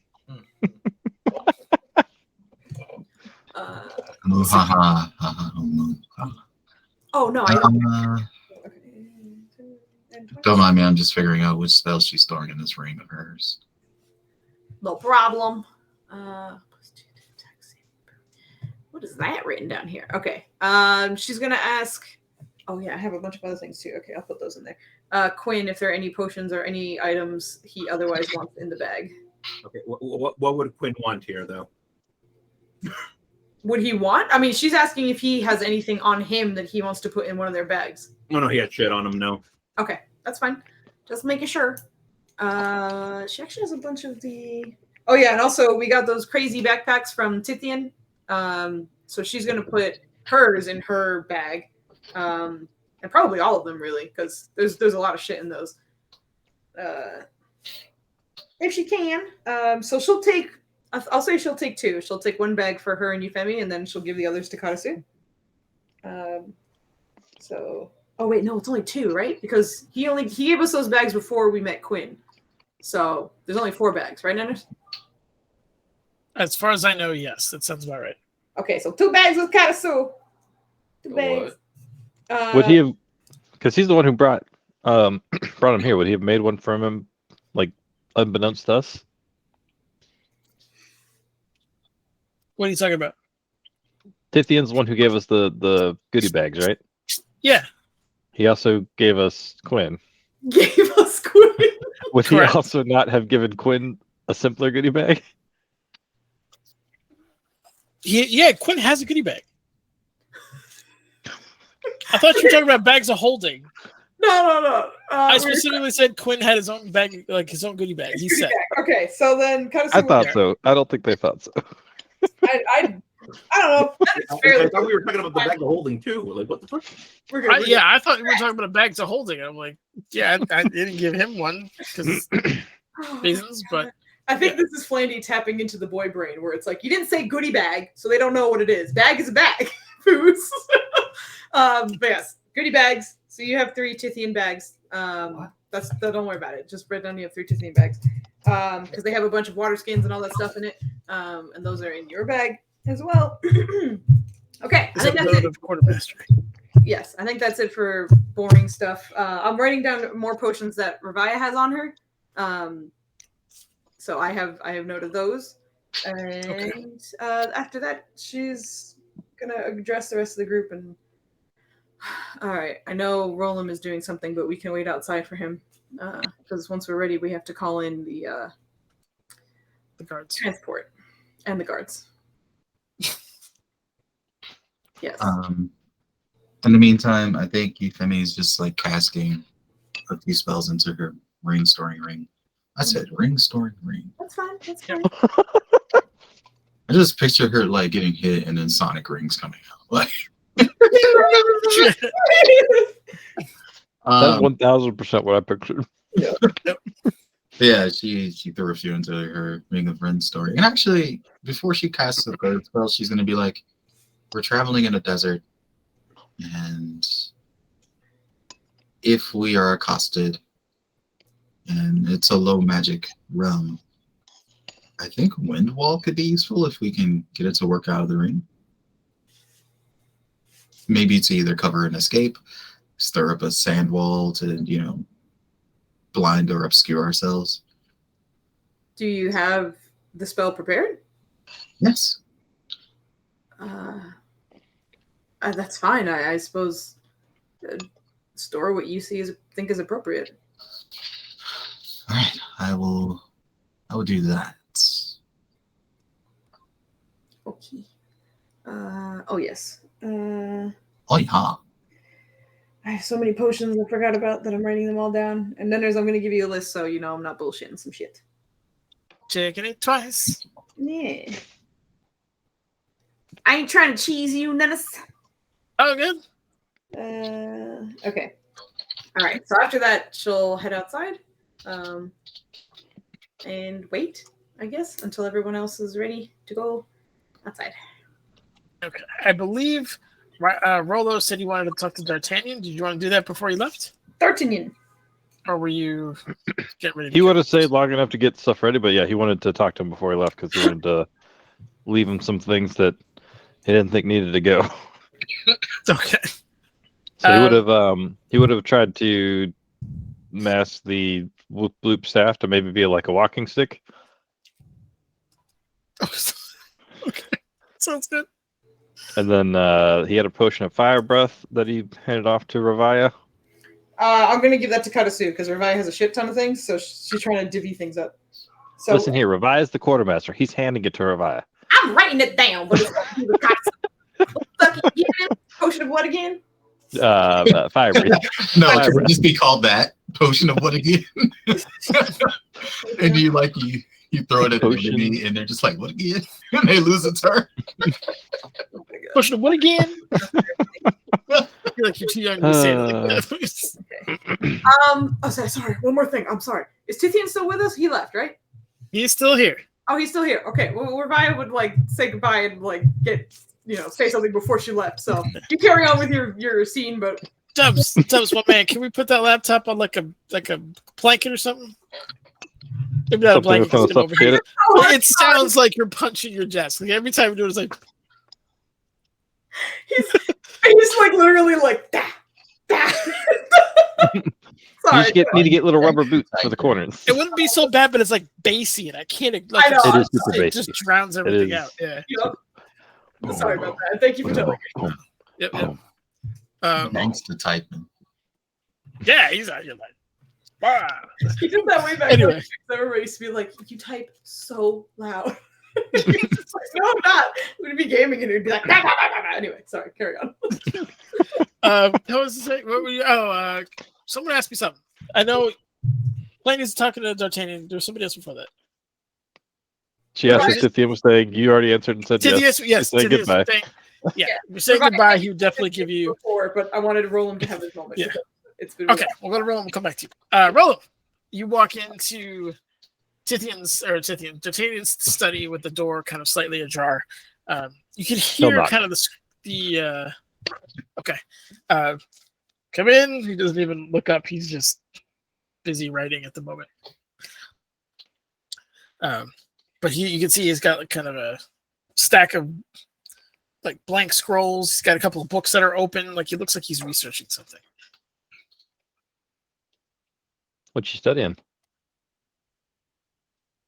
I could ask you the same question. I think you already know the answer to what I'm studying. Mine's a Is Dee little, still taking like furious notes? She done with that? Deed's done with that, yeah. She's good. Contingencies, we'll say. Probably smart. I wanted to leave this with you. I think it might be useful for Leah, maybe, but between the two of you, I'm sure you can figure out how to best use its effects, I guess. And he's going to hand off the warp stone that's haphazardly, carefully wrapped. Is what? Really? You bring this to my study? I mean, it's not touching anything. He's gonna kill you. All right, take that back downstairs, please. And give it to my brother. Tell him it has to go to the vault immediately. Fine. Do you know It's how much covered. latent magic is in here? Are you trying to get us both killed? No and no. All right. What's the rule about chaos? Everything gravitates to it. It doesn't. He's going off follow... of like the rule of entropy. Yeah, order. It doesn't follow order in any way. What was safe 5 seconds ago could be unsafe now. I mean, do you think it's non-con? All right, fine. He'll go set it outside real quick. I'm sure you have words for that. Can't say we do. Anywho, I wanted to give you this, and he's going to give him his bag of holding with all the shit that he's not taken. Wouldn't mind looking after that. If I don't return in however many hours, it's definitely yours. Enjoy it. How's the sleep, by the way? How's the what? I'm sorry. I just showed him the whoop loop staff. Oh, yeah, that's yeah, that should pass. Look, I understand the need to take risks. I would be lying to you if I was not concerned about your current path. I think I'd be lying to you if I said the same. Not the answer I was looking for. Is it better to know one's on a rocky path than to go blindly? I would say it's better to step away from the ledge, personally. But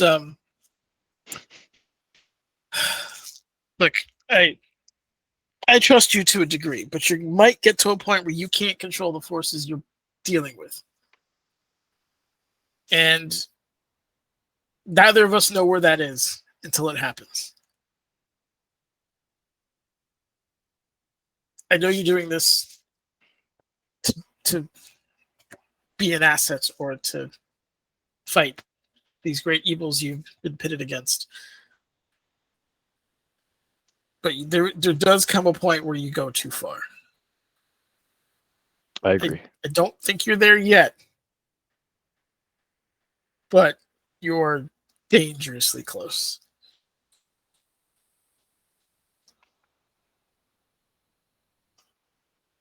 He's just going to kind of like...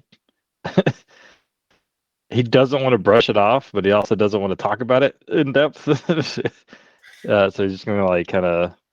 I appreciate your concern. And believe me, I am aware. I don't intend to step off, but I guess no one does. Some people do, and it's gonna minor illusion drag off. You know I got expelled from the academy, right? Today? No, in my youth. Let's talk about it later. I think it's pertinent now. I had a really good friend who went too far. And I had to stop him before he could become essentially unstoppable by conventional means. I killed him in a duel. It was not intentional. And I was expelled for it. Rightfully so. I don't regret it, what I had to do. But don't put your friends in the position I was in. Because it's one of the worst feelings. That's just what I wanted to leave you with, but good luck. I'll take care of your items. They'll be safe here.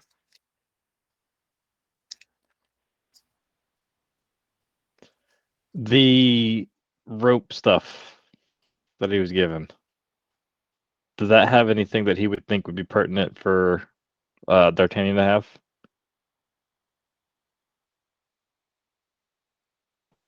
The rope?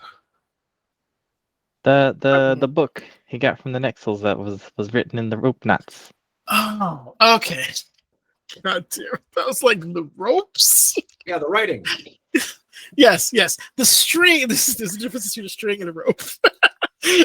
And that's what got me. The ropes. Because he's on the ropes. I mean, he's telling you not to go too far, and you're like, here's a lexicon on blood magic. It's up to you. He's an agent of chaos. I can't tell you what to do. All I'm going to say is that it is describing in depth some of the grander concepts of blood magic. Whether you think D'Artagnan needs to read that or not is on you. Nah, he'll put that in the bag of holding and leave it here because the last time he gave him something to investigate, he almost got killed.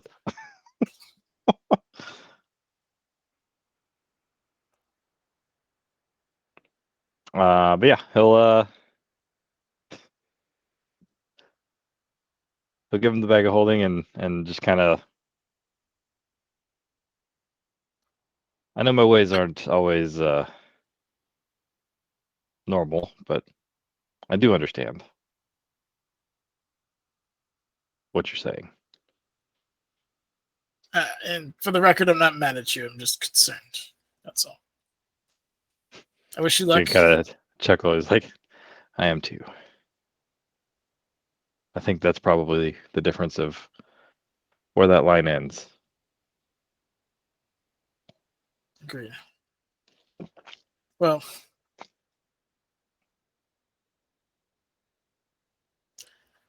be careful. Stay away from that ledge.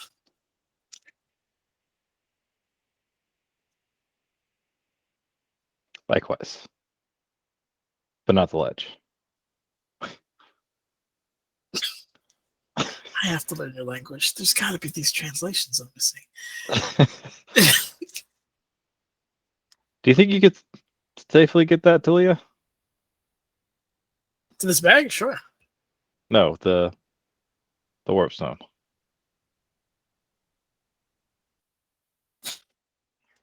All right. How important is it to you? Because what you're asking me to do is to contact one of the last spellcasting survivors to hand them a very dangerous and caustic stone in the middle of a dwarven fortress who doesn't take kindly to these kinds of items. It can be done, but I feel like I'm fanning the flames on bridges that aren't quite on fire yet. Fair enough. Maybe we should just study it and give it to our wayfinder again. How about I'm sure this? she'd be interested in it. I'll send her a message and ask her if she's interested. If she is, I'll get it to her. You know, that's smart. Sounds good.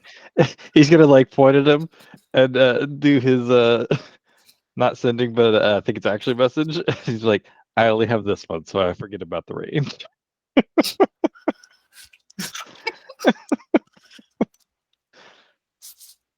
She's got a lot to teach you. She's made that clear. Very clear. Oh, that's what I thought. Yeah, I remember now. I wanted to give this to you. It's kind of a thank you, and it's gonna seem kind of bad at first, but it'll. I'm sure someone in your line will use it, and I'll pass off the Tome of Clear Thought. The one that you read? Yep. Yes. In 100 years, I should be able to use this. Too bad I'll probably be dead, but You're all about family. I'm sure someone can use yeah, it. we'll.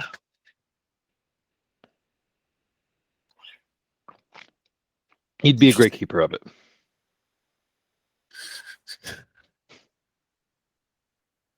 Well, we'll find out in a few weeks' time if it'll even matter, and kind of put it on one of his shelves with his mage hand. Thank you, though. I appreciate it just the same.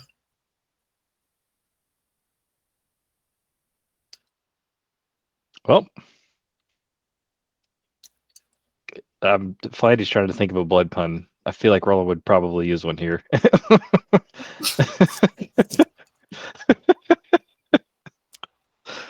See you quicker than a clot? I don't fucking know. It's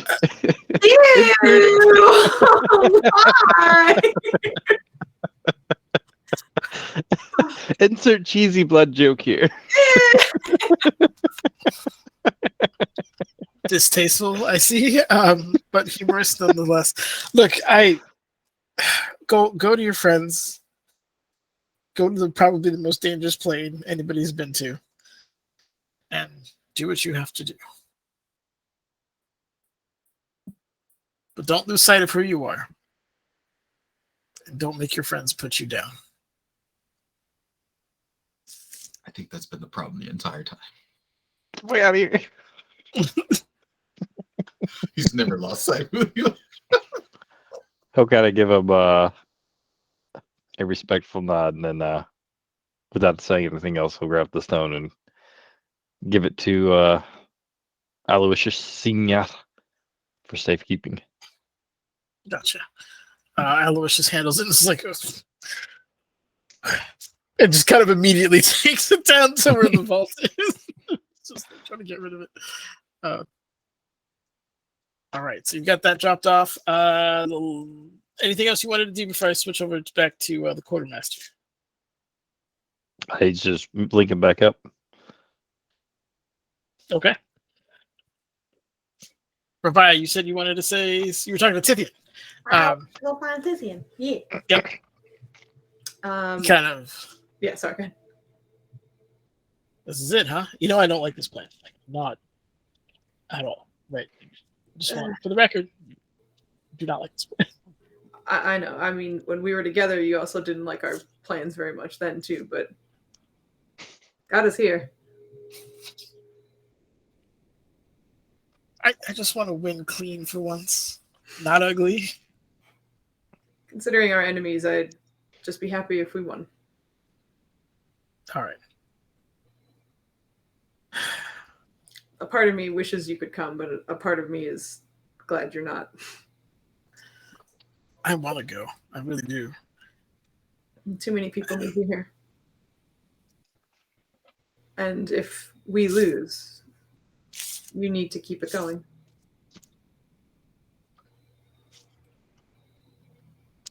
You better not lose. I don't have anyone else that can pull off whatever your crazy TV looks over them could actually do.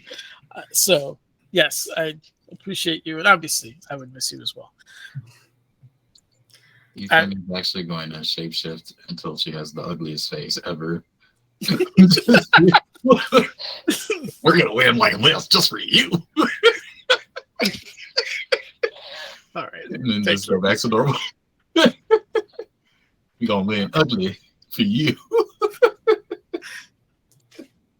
I feel like that joke will go way over Ravia's head. Oh, was that something? Thank you, Femi. Okay. No problem. But I also, I'm sorry. Yeah. I also wanted to thank you for, as weird as this sounds, I guess kind of getting us together to do this. Because, I mean, we have no choice but to carry on with our morals and our whatever drives us to do this stuff. But I'm pretty sure I wouldn't be with these specific people had it not been for you. And, you know, I'm quite fond of most of them. So I appreciate it. And I'm going to do my best to make sure we all come back. But if we don't, just know that you mean so much to me. And she's going to step forward and hug him. He'll return the hug a bit. For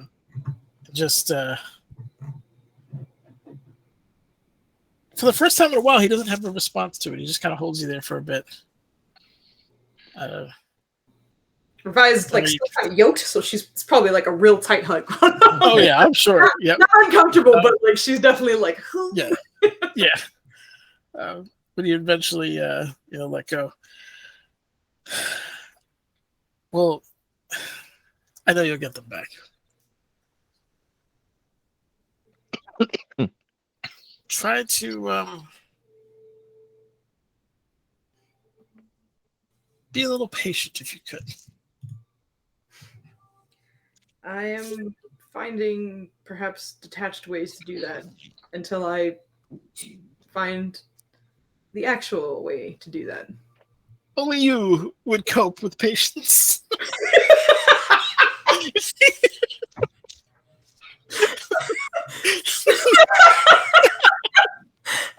You know what? I could be patient, but I'd rather just disassociate, okay? Yeah. I just won't be here. All right. Well, we have a ball to celebrate. We have things to do.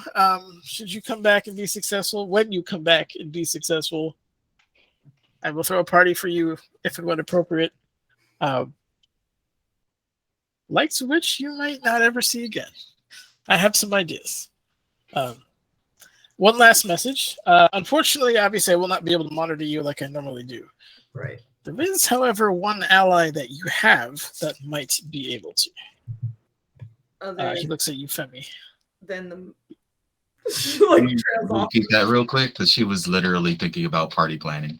The Oh, moment okay. like, well, I'm from the state line. I could probably They help do- with this. Yeah. We have an ally that can possibly monitor or assist depending on what's happening. She looks at you. Your patron is strongly affiliated with some elements. And that is one of the few pathways guiding into there. So he is currently working on a way to see if he can communicate. But if you hear whispers on the wind that sound like a very specific djinn, he's not far.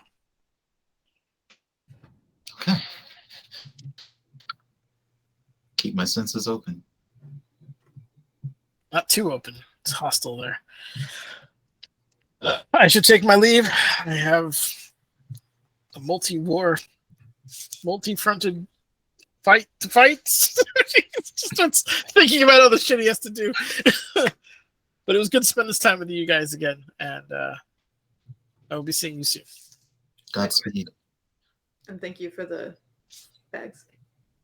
Of course. And then he starts to go upstairs. Aloysius goes with him to see him out. Okay. but So then, you are- Well, then they'll head outside. Right.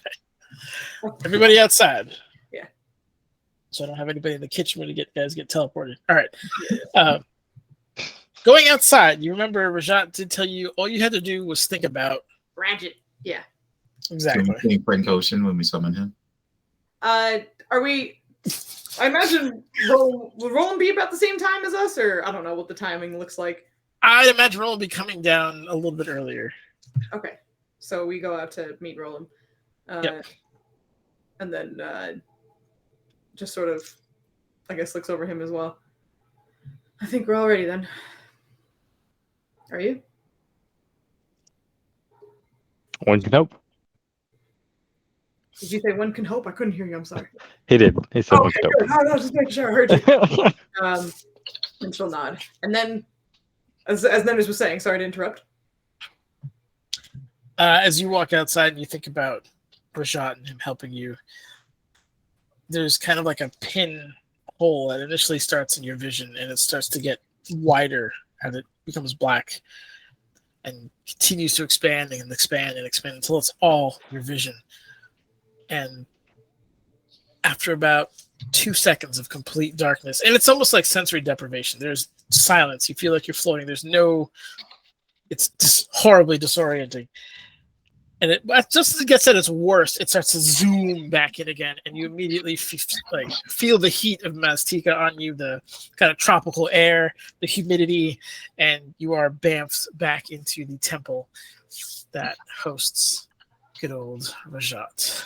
Oh my god! I feel like in that transport, just because Ravia's senses are pretty sensitive, allow myself to introduce myself. Yep. I think like after they poured in, she's gonna be like, "Oh, just reorient myself." Yeah, this isn't the gentlest It doesn't sound like it. transport. Yeah, that you've ever been through, but it is quite effective as you are all brought into before him. As actually, did I change maps? I did not. I changed map. Oh, I did. Okay, yeah, we're good. You did. You didn't bring Quinn, though. I'm trying to get Quinn on here. So Quinn's still all alone. He's like, my new friends, they're gone now. Okay. Yeah, bye. Just left you on the front doorstep. Can we say Brewer is still here? Just for the lulz? Your bird? No. Oh, I'll put him here. They sacrificed him, and he's They sacrificed him. His corpse is now draping the entrance. No. Oh, one retcon. Roll-up definitely would have summoned Henry towards the end, or at least told him to meet him here. Sure. Hey, can you guys see my HP or no? See your what? My HP. No. Could we see it on the other one? I can see it. Oh, Yes. that's because I'm DM. You can see any. You're the DM. How do I make that visible? Lots of clicky clacks that we should probably do during the break. Okay. Nenner's never wanted to give me your character sheet, so I can fix things for you. How about now? Can you guys see it? Flandy, I love you, but I don't trust you. Yes. Rude.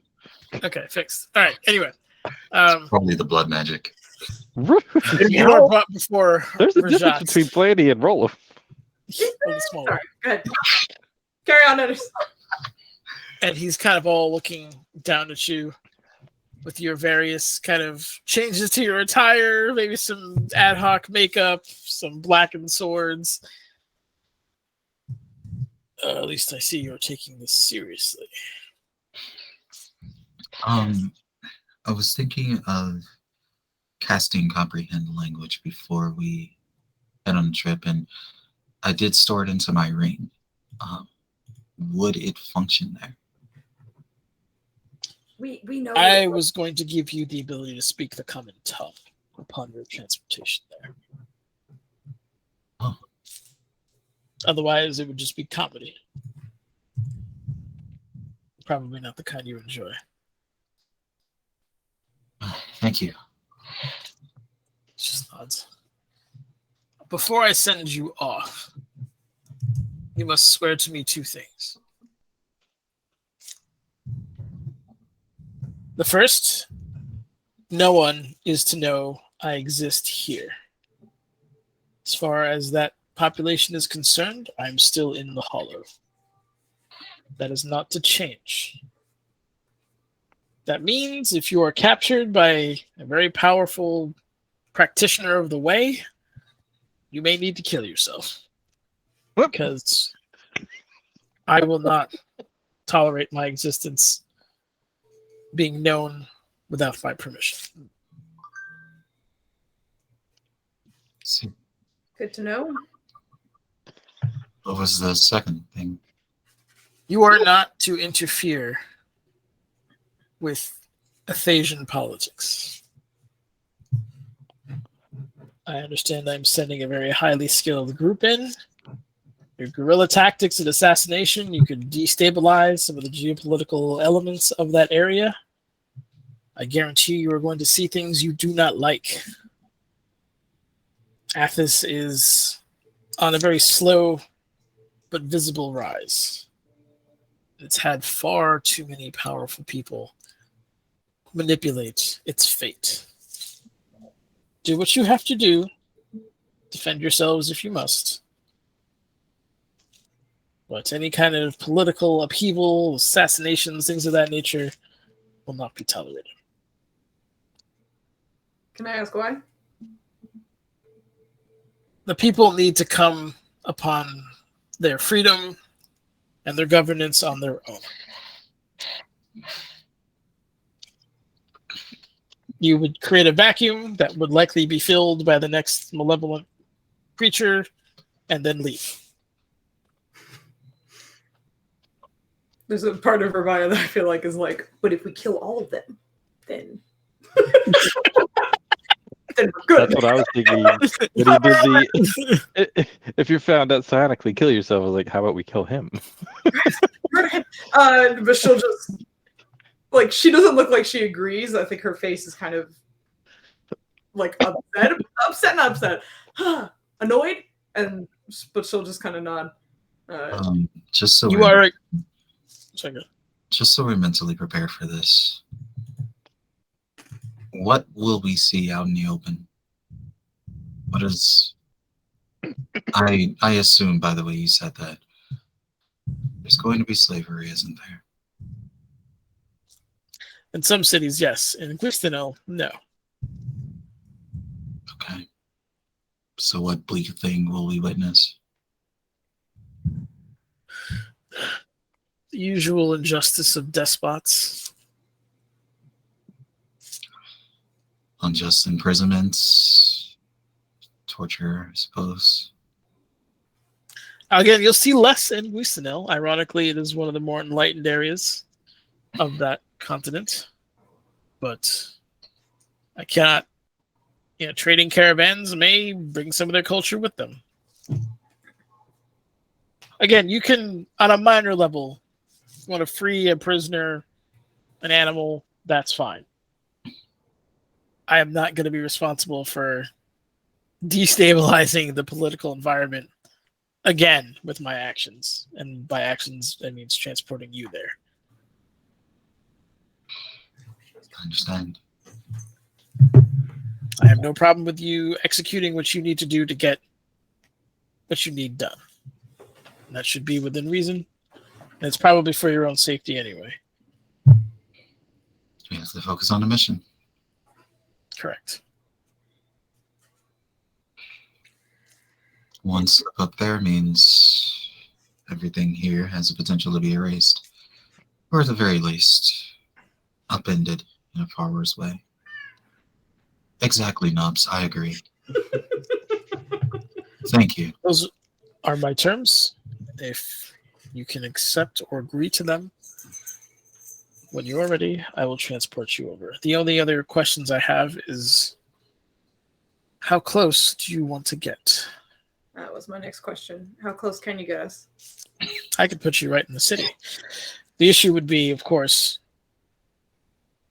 half a dozen strangers being teleported into the middle of the city in a nature that is not clandestine. I would rather us be able to walk in, and if there's a distance in which we cannot be seen before we walk in, so it also doesn't seem as though we were teleported 20 feet in front of the gates, so we can walk into their view, looking and acting the way we'd like. So the most clandestine approach would be to drop you by the pristine tower. It gives off enough magical and psionic energies to mask any real teleportation attempt. It is, however, quite far away, as a trek through one of the most dangerous deserts in history. I can get you closer in a cave or something to that effect, where you may have to deal with the natural flora and fauna, who found a new lunch, happens to be on the doorstep. I am partial to the cave idea, but I should look at the rest of the group. I am open to suggestions. Your flora and fauna are carnivorous? I mean, some of ours here is as well. Indeed. And in a place as hostile as that, it's not all that surprising. Assume everything can eat you. I just assumed lack of water. Oh, sorry. I was asking if either of you would prepare or prefer a temple or the cave. Well, I'm just kind of doing The temple seems wisest. Or at the very least, I'm not the only one here. I was particular to the cave, but You can do okay. Just to put it in perspective, the difference is about 70-ish miles. Oh, right. The temple is further, correct?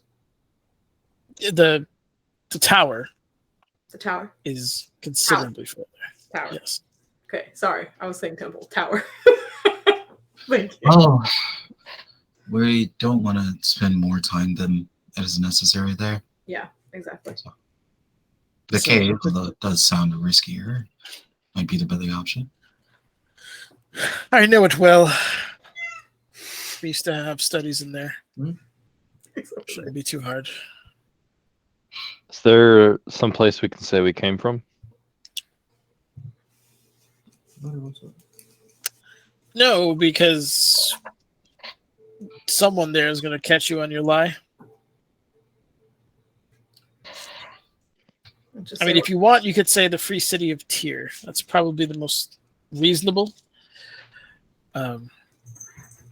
There was a revolt there, and the gladiators and slaves were freed, and hence the name of said city. There are no slaves. There are no indentured servants. A good chunk of the nobility is now not alive. So that would be where I would claim to have come from if I was trying to fake it. That's appreciated. Thank you. Most welcome. Are you? Anyway. If that's it, then I think we're ready to head to the cave first, I suppose. One last bit of advice. I believe you're looking for weapons. We are. The most prolific smith of Guistanel is known as Nilu. You should have no problem finding her. She's rather famous. Her goods come at a fairly high cost. So be prepared for that. Right. I do remember that. How do you spell that? Oh, Queen, you got some fucking. All right, I'm not gonna say it out loud, but that's real bad. I'm sorry. I'm not saying it's nothing bad. Don't worry about it. Nilu. God dang, it's 2 E's. Son of a. Okay, Nilu. Okay. That's 2 E's become 4 syllables. Nilu. Nilu. Yeah, mine was Nelu. You're totally right, but I'm just being I'm glad he asked that because that was one of the questions I was going to ask. And then when Flandy asked his question, I was like, that's a damn good question. And my mind went right out of my brain. So I'm glad he said that because that was Revia's next question. I was like, look at Flandy being all smart and shit. What was I thinking? Good job, Flandy. You took the smarts out of my brain. Okay. I was smart and I derailed. A 2 for 1. Yeah, you were twice as effective. Ultra combo. Actually, Euphemy's going to take the opportunity to. Do you mind if I show you my staff? I just want to tailor it to make sure that it truly fits there. Sure. She's going to produce it in the form it is currently, and just be like, "Does this look like something I would find there?" That'll work. Bones are not hard to find. So that certainly works. Excellent. Oh, have I got a great sword for you then? She's kind of reshaped it into like it almost looks like a walking staff in some ways. Excellent. No, that works. I have one last warning. Actually, a truth that I think is pertinent to your mission, and one that I need to stay with you. The local myth is that the gods abandoned Athas due to the sins of its citizens, whatever you want to paint it as. The truth is the primordials, elementals, if you will, drove them off. They were stronger, more capable, cunning. The reason why Athas, the truth behind Athas's isolation, was not the poor quality of its citizens, but the fear of the gods that did not want these primordials running loose. Mhm. So they imprisoned them there. And they have been raging ever since. So How would go ahead? no, it's your turn now, Flandy. Oh, roll to that character. How would they not notice the elementals running about? They are largely confined to this particular section of the prime material. You have to understand, the people of this planet worship those elements. There are clerics of earth and air and rain and sun and lava and silt. If you are seen worshiping a god, you are likely assumed to be mad. That brings up another point. Be exceptionally careful open casting magic in civilized areas. The only people who do that are typically defilers, and they are not looked upon well by the populace. I see. Yep. Unless you are prepared to kill an entire mob, don't do so brazenly. Would the entire mob, after seeing us kill a few, still come after us? Life is cheap on Athas. It seems like the fanaticism holds sway. Yeah. Also, the price on defilers' heads, or casters' heads in general, is quite high.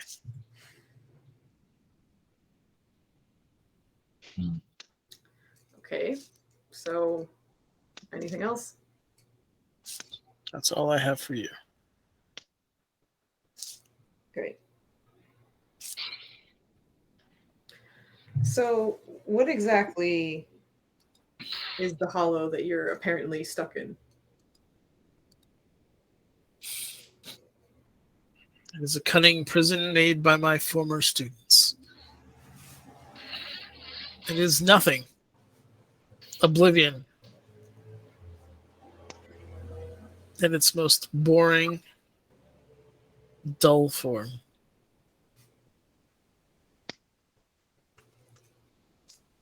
So that's where you were. For eons, yes. How'd you get out? Don't take this the wrong way, but I don't think you'd even begin to understand how I got out.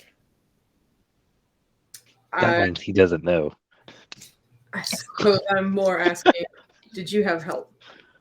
No. Good to know. All right. Well, I think that concludes my concerns. And she'll look through the rest of the group. Anita's like, girl, you have so many last notes, just write up a guidebook.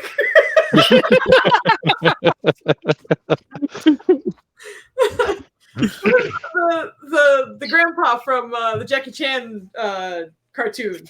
And one more thing. That's this guy right now. Anyway, yes. Do they have the ability to sense magic, or do they have to overtly see it? The sad truth is, actually, outside of Guistanel, the majority of the populace is uneducated. Those who are in there have a pretty good education and could tell. Most have some experience with the way. So they'll know if you're casting something that's not psionically driven, for the most part. Suppose the windows got messed up. Yeah, how? Did someone leave? No. There was one thing. Sorry. Carry on. You said that there are, I guess, elementalists there. Yes. if I were to, are they known to wild shape, for example, or Into elements and things of that nature, yeah, but not. There are druids too that can wild shape into native flora and fauna. how are they generally viewed? Druid, well, that depends on your perspective. If you are thirsty and happen to be in an oasis that's protected, you might not like the druid so much, as he's probably going to kill you, so you don't sully his oasis. If you are looking to restore Athas or anything like that, then they are viewed positively. I'm not going to lie to you, most of them have been driven mad to some degree just from the pain that planet goes through. On hearing that, she's going to shapeshift her appearance to look a bit more haggard, and as if she's just gone through several sleepless nights, have a sort of skittish look about her. Add some sunburn and you got the look. She does just that. And so, if that is the case, do the casting restrictions apply to me as well? Or are you referring specifically to arcane? Arcane magic is highly frowned upon. Divine and nature magic is fine as long as it's viewable as such. Okay. They don't most won't know the source. They'll just go off of what they observe. I see.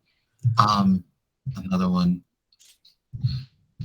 You said that do people generally stick to one elemental, I guess you could say, leaning or school? Well, not school, but not there. Do they generally lend their talents to calling forth a particular element, or do they? Obviously, water is worth its weight in gold, probably more. Although those clerics are often quite frustrated given their lack of ability to change things truly. I don't know if it depends on the region. There's the kind of verdant edges of the continent where you'll find more rain clerics. If you're getting close to Guistanel, don't be surprised if you see a lot of silt priests. I see. So near Guistanel, sand and silt. Or... Good rule of thumb, though. If there's the prime elements, fire, earth, air, water, right? Those clerics typically are sage. The sun, rain, lava, silt troop tend to be a little on the crazy path. I see. I was mainly asking if their, I guess, fanaticism runs so deep that they are just committed to a singular element. So if I were to use multiple back to back, would that instantly make me suspicious? I mean, again, it depends on what you're doing. Okay. There are quasi-elemental clerics have access to more than one element. Okay. So, hence the name. It's not unheard of. They don't know if you're talented or whatnot, but if you're casting certain arcane spells, that might become an issue.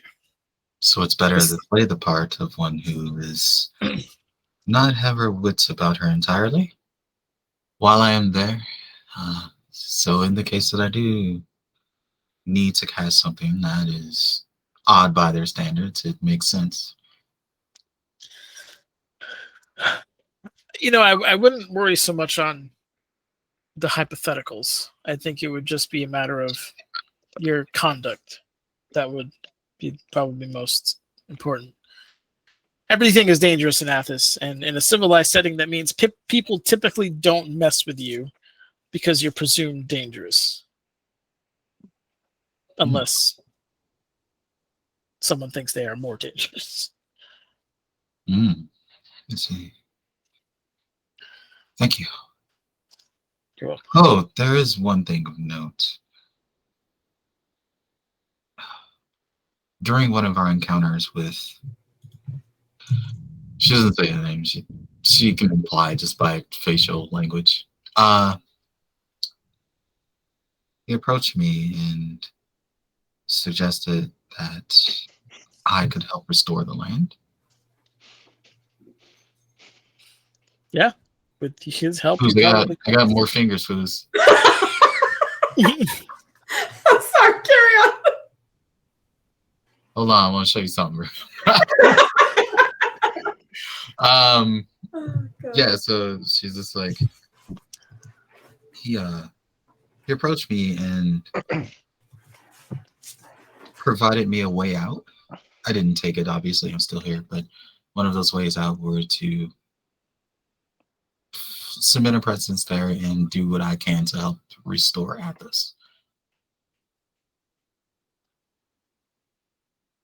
I'm not sure I followed the question here.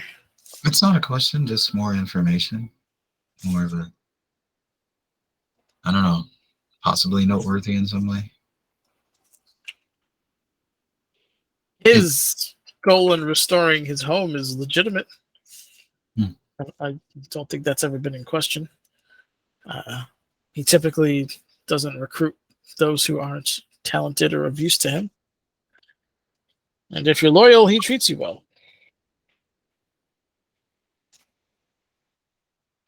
Okay. That's it for me. I mean, I know that Dragoff has a great life insurance plan and that you don't die, except you do die. She didn't take that plan, so. He did die once, and he wasn't happy about it. Undead PPO. We just Speaking of die once, do you know where his person is that I totally remember his name right now? Absolutely. Epsom salt. Yep. yes. Wait, you forgot Lavender. He is Lavender. Epsom salt. You name somebody Absalom, Yep. and he turns into Epsom salt. We couldn't It's remember rough. his name, so we just kept calling him Epsom salt.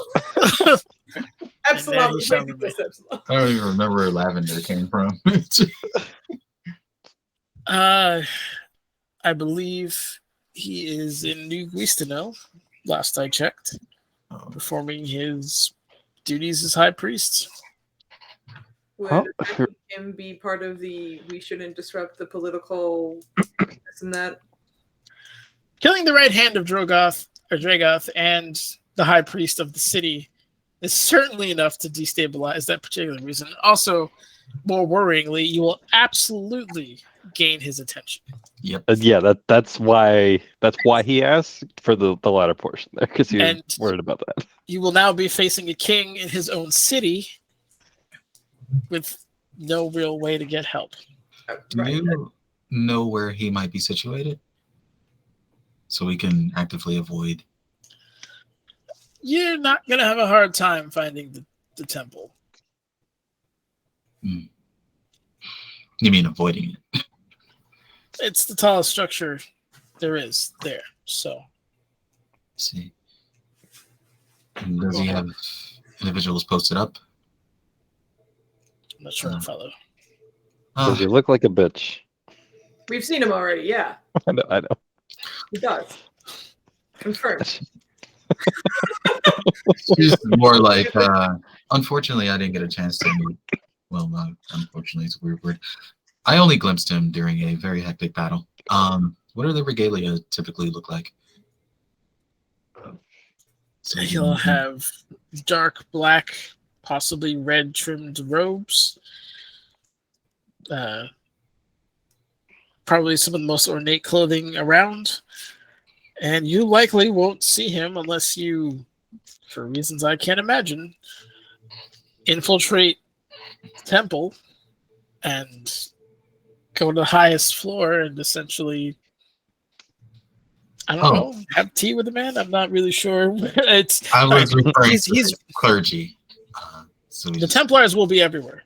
Oh, I see. So that's not. You're going to see them at the front gates. You're going to see them in the bazaars. They maintain the peace. Okay.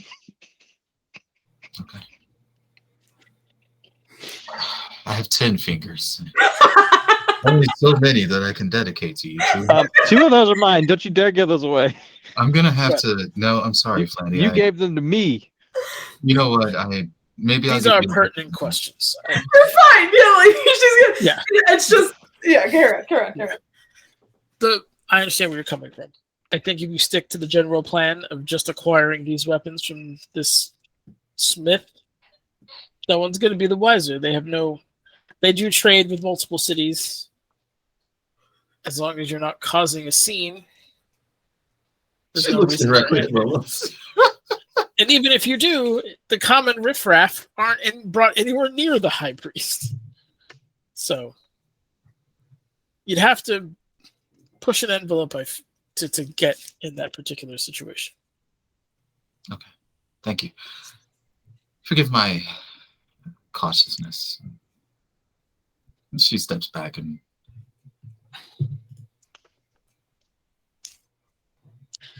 so you're going to get some weapons. I suggest you get the magical varieties, as Bone does not do so well over here. Yeah, that's the intention. Excellent. Any other questions? Anything that we might be able to use as passable currency? We don't want to come off too rich or obviously not rich enough for what we were looking for. You can maybe kill some game on the way in. Trade that. I also I'm have sure there's a bunch of silver, so it's a little less noticeable. That helps. You can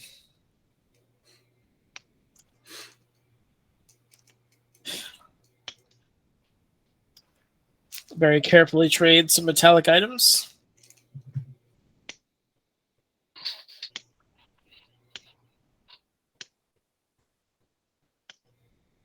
But he's like, think of all the stuff that he left behind with metallic. It's like, well, shit. And at the blacksmith, or smith, I should say, you could possibly trade items you're not looking for there. Like a single metal sword could go quite a long way. It would be in their best interest not to talk about it, because that would make them a target as well.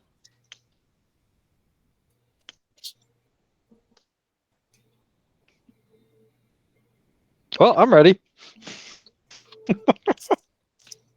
That's one. And he looks over to Quinn. You weren't here last time. I was not.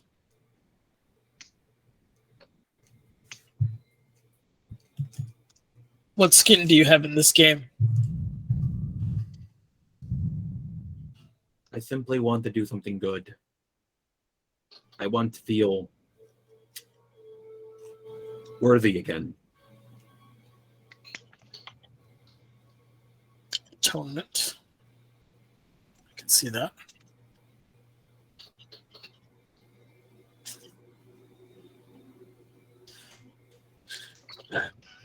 I wish you luck. Thank you.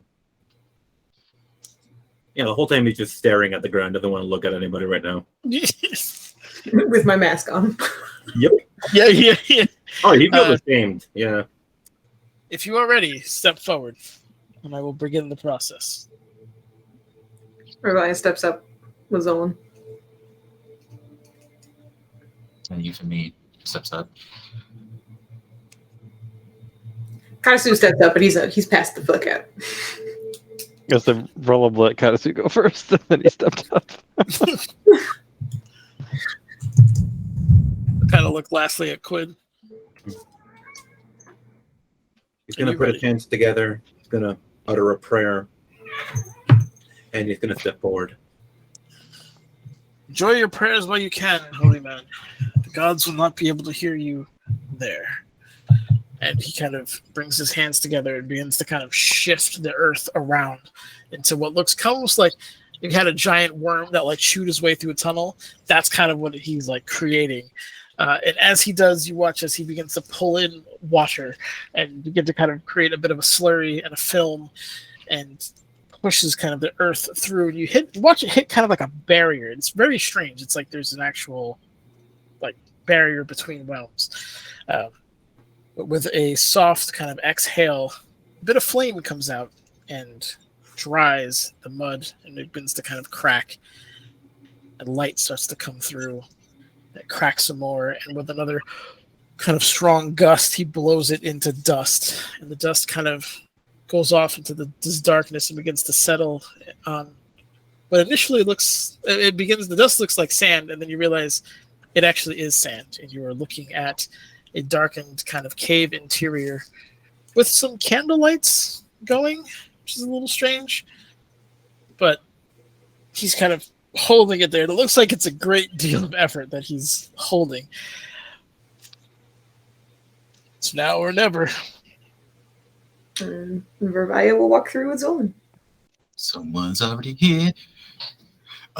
She's gonna step through. You feel me? Yeah. First thing Vervaya does is looking around, trying to see what the heck's going on. Give me perception checks, please. I'm gonna do the same. Especially because she likes portals. So, Of course. Rollum's gonna, before he steps through, like as he's stepping through, cast the sky self to somewhat neutral down his tones and whatnot, because we haven't used the poly thing yet. The And then I'll polymorph step through. potion. The potion of polymorph. Okay, gotcha. I keep wanting to say polyjuice. Polyjuice. Polyjuice. Ooh. It's No. from Harry Potter. it's from yeah. That's even more gross. No, sorry. No, I'm the worst one. Man. Okay. Yeah. So I love seeing the generational divide. Yeah. You can very clearly like post Harry Potter and pre. It's like I don't It's know. awesome Like, seeing it so in this many group. people my age love Harry Potter. I'm definitely the anomaly. I don't know, like everybody in my generation hated it. I was That's because they're humbugs. I'm the unusual one for sure. All right. Okay. Do I also roll the perception? Everybody who wants to roll perception, roll it. All right. Yeah. So Quinn's gonna step, say another quick prayer, step through, and yeah, perception time. Okay. I'm gonna say as she's stepping through the portal, her perception, as she's looking around, it's more of like a skittish, kind of slightly off-tilt person. Okay. Kind of stuff. For the record, I'm rolling as normal, no advantage. Let's see what it does. What them rolls do. You somehow rolled it. Is that bug still there? It Yeah. might not be toggled. Yo, Foos. What? What do you want? Hey. Yeah. That's let's the go. Foos. Roll twins. Let's go. Hey, let's go. You want to do perception? Dun, dun, dun. There it is. And Cheeseville we go. I'm having a real hard time pulling this out. Give me 1 second. Also, well, I was gonna say this is probably a good time for a break. Breaky? Yeah. Yeah, take a break. I'll get this thing stopped up there. Nedris' full team. We ain't take no breaks, but I think breaks are good sometimes. Nedris, love you. We don't take no breaks. We ain't take no breaks. All right, so Get the fuck back here. we'll be right back. Thanks for being here.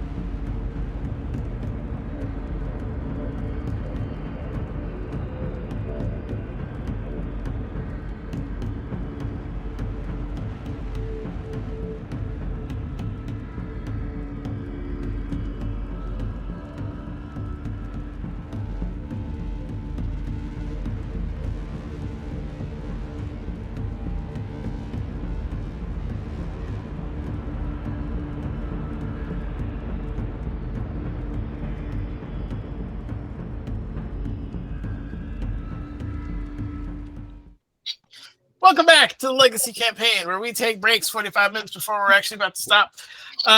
Anywho, we're back. They have been finally transported to Athas or Kamatha Kimene. Not sure yet. They're going to find out. We better During be the there. interlude, Rolo's managed to offend another deity. So that is why we now have. That's true. Did you say gaiety? Also, Was it Oh, goddamn. please appreciate Flanberry. Oh, and he's an orange. Oh. Yeah. You got the windows open. Oh, okay. So It's 54 degrees outside, so it's actually nice enough to wear it. Yeah, right? It's 50 is nice. It's Yeah. crazy. Anyway, that is not what the random temperature is piece here. of information that nobody needs. I Yeah. saw that they're giant wearable blankets, and I saw one was orange, and I had to ship it to Flandy because he loves orange, and he's wearing it, Wonderful. and it delights me because it just is it's so fluffy. Anyway, carry on. Sorry. You have arrived in a sand-filled cave. You immediately can taste the air is arid to the point where you almost feel like your moisture is being sucked out of your mouth at the moment.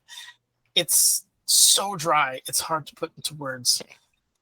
Those of you who have donned the boots that Tithian gave you are going to be relieved to see that you are kind of Legolas floating on the sand a little bit. Like your feet are touching it, but there doesn't seem to be any significant weight depression. Those of you who are not are sinking a little bit. Not enough to be alarmed, but definitely something where you'd want to get on probably safer ground. How do we know if we're wearing the boots? I do believe we made sure we put every boots on everyone because you said that they weren't attunement based. So then we were Correct. like, fucking put them on. It doesn't matter. Put them on. Put on them boots. All right, so you guys all have the boots on. Yeah. In addition, there is a kind of ring of what looks like limestone that's kind of going around as kind of what you see on this map here. There are some torches that are lit.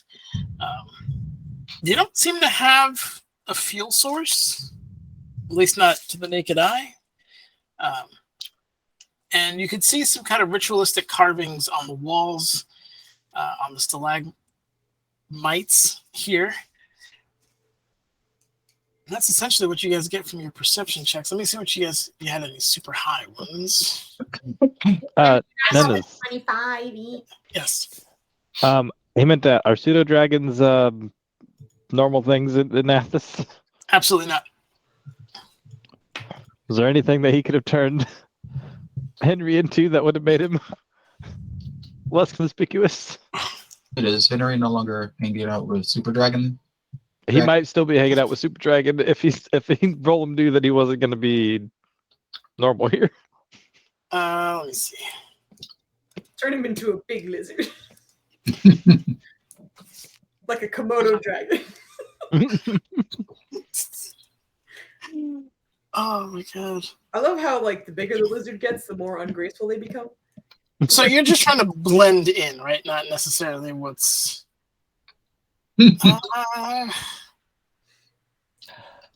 Actually, especially given the spiel that he was just given, he'd probably leave him behind anyways, because I don't imagine having pets and familiars are quite common thing here. No. He'd probably be like, guess what, buddy? You get to hang out with what's his face again? Cardoon. Cardoon, thank you. Yeah. All right, so we'll leave Henry with Cardoon. Ooh, what this fireball? I was just fucking with Sadie. I was like, here you go. This is inconspicuous. Oh, okay. Yeah, like, it's not actually on the back. fucking fang skull floats out and bites roll. Welcome Provide- to bitch. Sorry. Yeah, welcome to Athens. You could tell that this cave was probably like 60% natural, 40% carved out. And not by very advanced tools, as far as you can tell. The vegetation in here is next to nothing, extremely sparse. You're looking around, you don't even see like little lizards or bugs. It just seems like just desolate. Are there any markings of any trail anywhere around here? In terms of trails, no. The sand looks like it's been windswept, but nothing that immediately denotes a creature's walking through it. Okay. She's going to take a second to investigate one of the braziers, I guess. Sure. Is there, like, you said it didn't look like there was any kind of fuel source or anything? It looks like kind of a ceramic dome with just a flame coming out of it. Also, she still has her Klexi band on. Is her true sight doing some goofy shit, or does everything... It is a little wonky right now. Roll me a d20 just to see. Every time I give you a perception check, roll me a d20 to see how it's doing. Oh, okay. Let me see. Okay, yeah, you're good. You're good. It was able to focus. Okay, Just a little bit high. Yeah. I rolled a 19. It's good stuff. Well done. See, the brazier again it's ceramic, and then obviously a flame coming out of it. You said you were investigating. Did you want to roll an investigation check, or were you doing more of a... They're just kind of looking it over. I don't think she's gonna... I mean, if there's anything visible, because I know you said that there were like runes and such like carved into things. Are there any symbols or runes carved into the braziers at all, or... into the base, it's almost like a plinth that they're on, like a smaller plinth. But there are runes carved into that. Maybe not runes, glyphs are probably a better way of putting it. They do have some level of complexity to them. Okay. So she'll turn to the group and then motion for Roland. Roland was when he first got here, instead of like investigating and searching like Elworth, he was trying to count heartbeats, I guess. See if he couldn't sense anybody else in here. You know what to do, man. I don't know. You didn't sound pretty convinced yourself the last time you told me you knew it. I didn't. You're right. But I'm settling on that. In terms of heartbeats, you hear all of your friendlies. There isn't any unusual heartbeats that you can detect at this particular time. Okay, so with that, he'll kind of... yes. And he'll meander over to... I assume it's to help breed, but I'll just kind of walk over. Revias Colin, he ain't gonna disappoint. Yep. You have your thingy on, so you can read languages. These glyphs are they venerate fire. So you see a lot of bless us, holy flame. Thank you for the heat and the light, things of that nature. That seems to kind of be going around. If you were to guess, this seems to be perhaps either a temple or a minor offering to the fire elements. And based on the lack of fuel source, it's also highly possible that the fire elementals liked it and have kept it burning since. Yeah, so I'll relay that and be like, I'm not going to read everything those says because we apparently reading names, reading inscriptions tend to summon things, but it appears to be some sort of altar to the fire elementals. Oh, well, that makes sense for the eternally burning part. But, oh my god, I'm getting so hyped. Fucking, he's singing goofy movie music in the chat. Shit. And it's real hard to focus. You're singing this fucking banger right now. Oh my god, okay. I got hit with Hamilton and Goofy Movie in the same freaking chat tonight. I haven't mentioned how happy I am to have you guys around. Thank you so much. Was doing that tonight? Yeah, okay, yeah. Doing that tonight. Oh my god.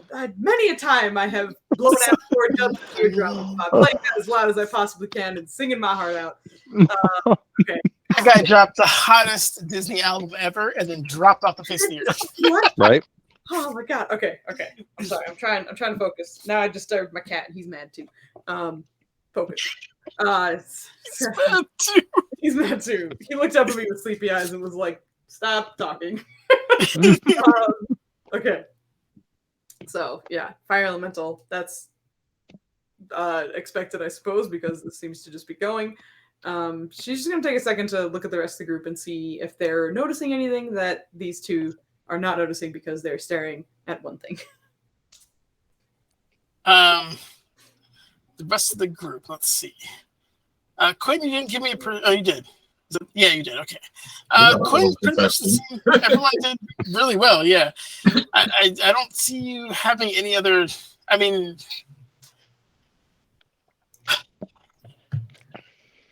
you're not quite sure how these cacti are alive. What cacti? What cacti?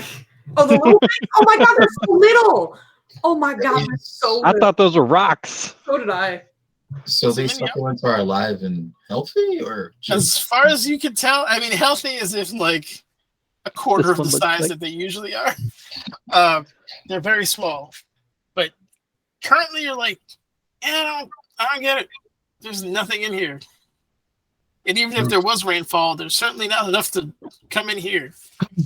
she's going to like, I guess, kind of signal for Revia and Quinn to come closer, and be like, "This, I don't know if this should be here." And she's gonna try to examine them and see how this is possible. Revia's gonna watch, but from her distance with Roland, like after she asks that, she's gonna like watch them, but only step up if anything looks weird. Yeah, since everything in this environment tries to kill you, her approach is extremely cautious, and she's not gonna touch it or anything like that. She's gonna try to keep maintain a distance in case, I don't know, it might blow needles out or something. Roland will just kind of caution. Remember, he said it might eat things. Can you imagine that shit? Like you walk up, you're like, "Hey there, little cactus." It's gonna turn around like. Oh no, not that ugly ass meme. All right, so give me. You're trying to interact with it. Give me nature. Okay. Also, Foos, look at this one. It looks like a cute little turtle with weird legs. I'm so fucking zoomed in. Which one? Over here. The true sight's not looking up too good, huh? It does. It took me a second. I had to zoom It in. looks like a little turtle. Goddamn. It does. All right. What is you said nature, right? Yes, please. Yes. Oh, not bad. Why Okay. is it rolling like ass? It happens to all of us. Oh You yeah. have a lot of low rolls to catch up on. So you go to kind of inspect the succulents there. I don't And detect this. as you're like looking at it and kind of get cautiously close, and your caution is kind of well rewarded as you look at the needles, and they're all kind of hollow. And if you look at the base of it, they seem to have kind of like a bulbous mound where they're coming out of.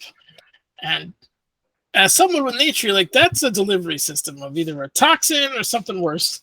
And generally speaking, or maybe that's how it sustains itself through perhaps exsanguinating its victims. You're not really entirely sure. But the closer you look at this, it has defenses that are not normal for this particular kind of succulent. She's going to gesture for Quinn to like cautiously step back, not even make a sound, just gonna kind of symbol for him to like, oh, you need to back up. This is and after that, she's gonna kind of like examine the sand to see if there are any like signs of bodies or things that were killed by whatever this is. Okay. Are you going to start digging? Not initially. She's gonna look first, and then Just like showing just under the surface? yeah. Okay. I'm not going to make you roll perception because it's not too hard at this point, but you go probably like a good 6 inches with your foot, maybe just dragging it around, trying to see if there's anything that you hit that's solid. Seems to be mostly sand. Oh, I'm still keeping the same perception roll. Yeah, it's not what you're trying to do. Isn't like you're just moving sand to see if something's there. Like it's not. Is there anything weird about the sand that she moved? Is it like a It's- different color? It's or- finer than the sand you normally see. and it's different from the rest of the cave? No, it's the same throughout. Oh. It's just this is Way to like a go. really fine sand. We probably shouldn't linger here too long. And she's gonna like back away from the thing cautiously and kind of keep her eyes on it, in case it gets up and does arm things. Start shooting needles at everybody. Just count the needles on it, make sure it's not 10,000. All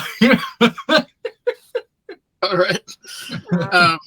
But Yeah. while we're here, oh, sorry, go ahead. Okay.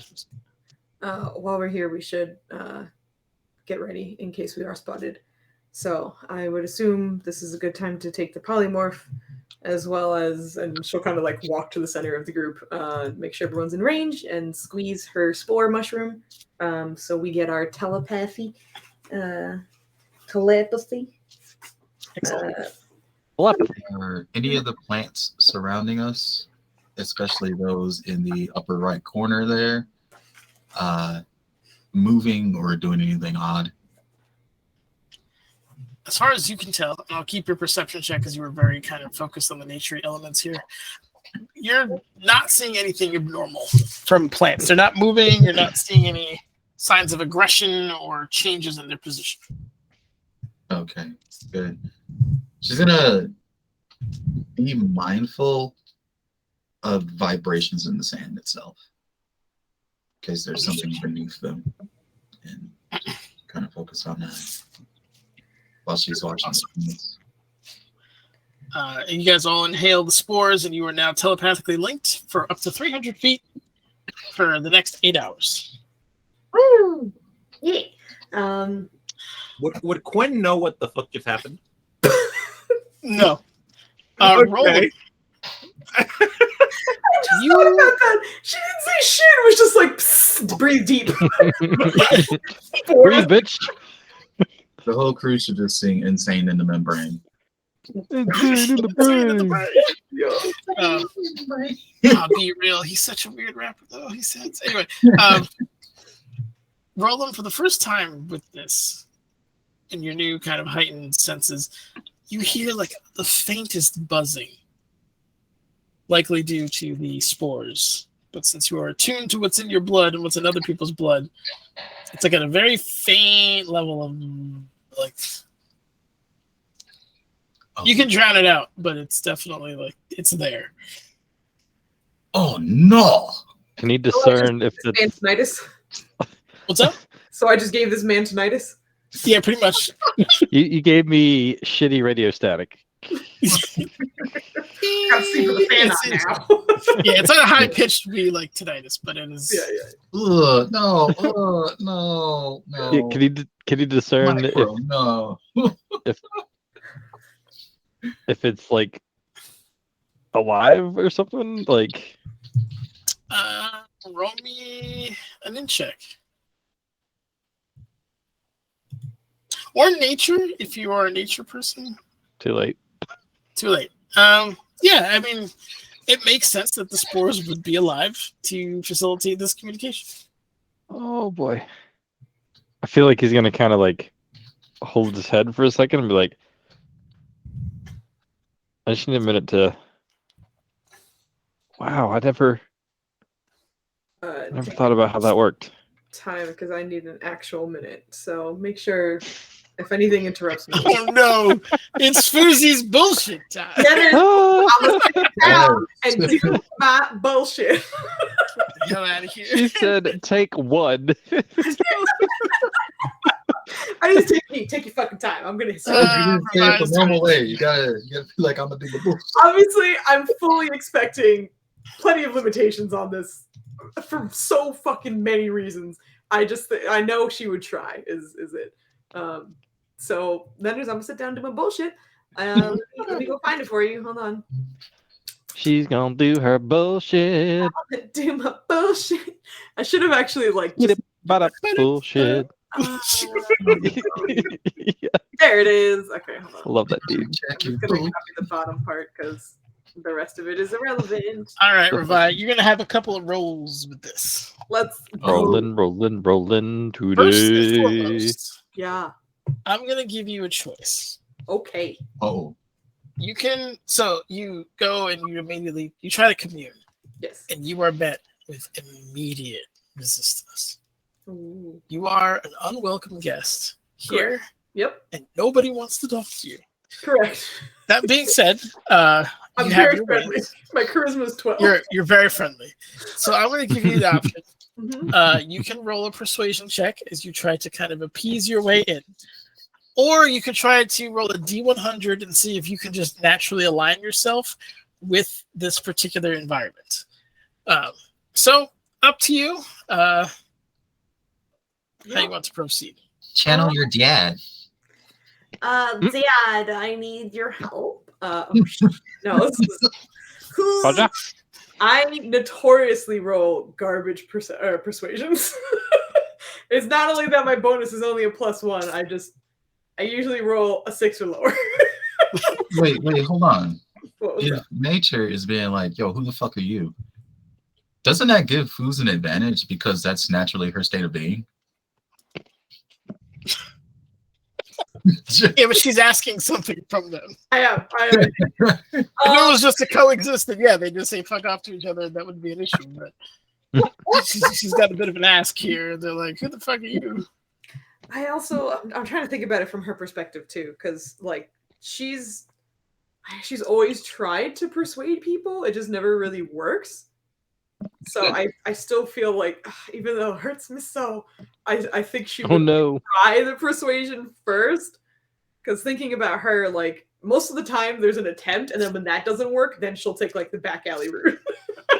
So like, I think she's going to try first. In which case, pray for me, because here comes a really good time to use that strong roll emote that is now available. All right, I'm gonna try my persuasion. Oh God, come on, baby. That's what we expected, son of a bitch. Glad you had that ready. You did.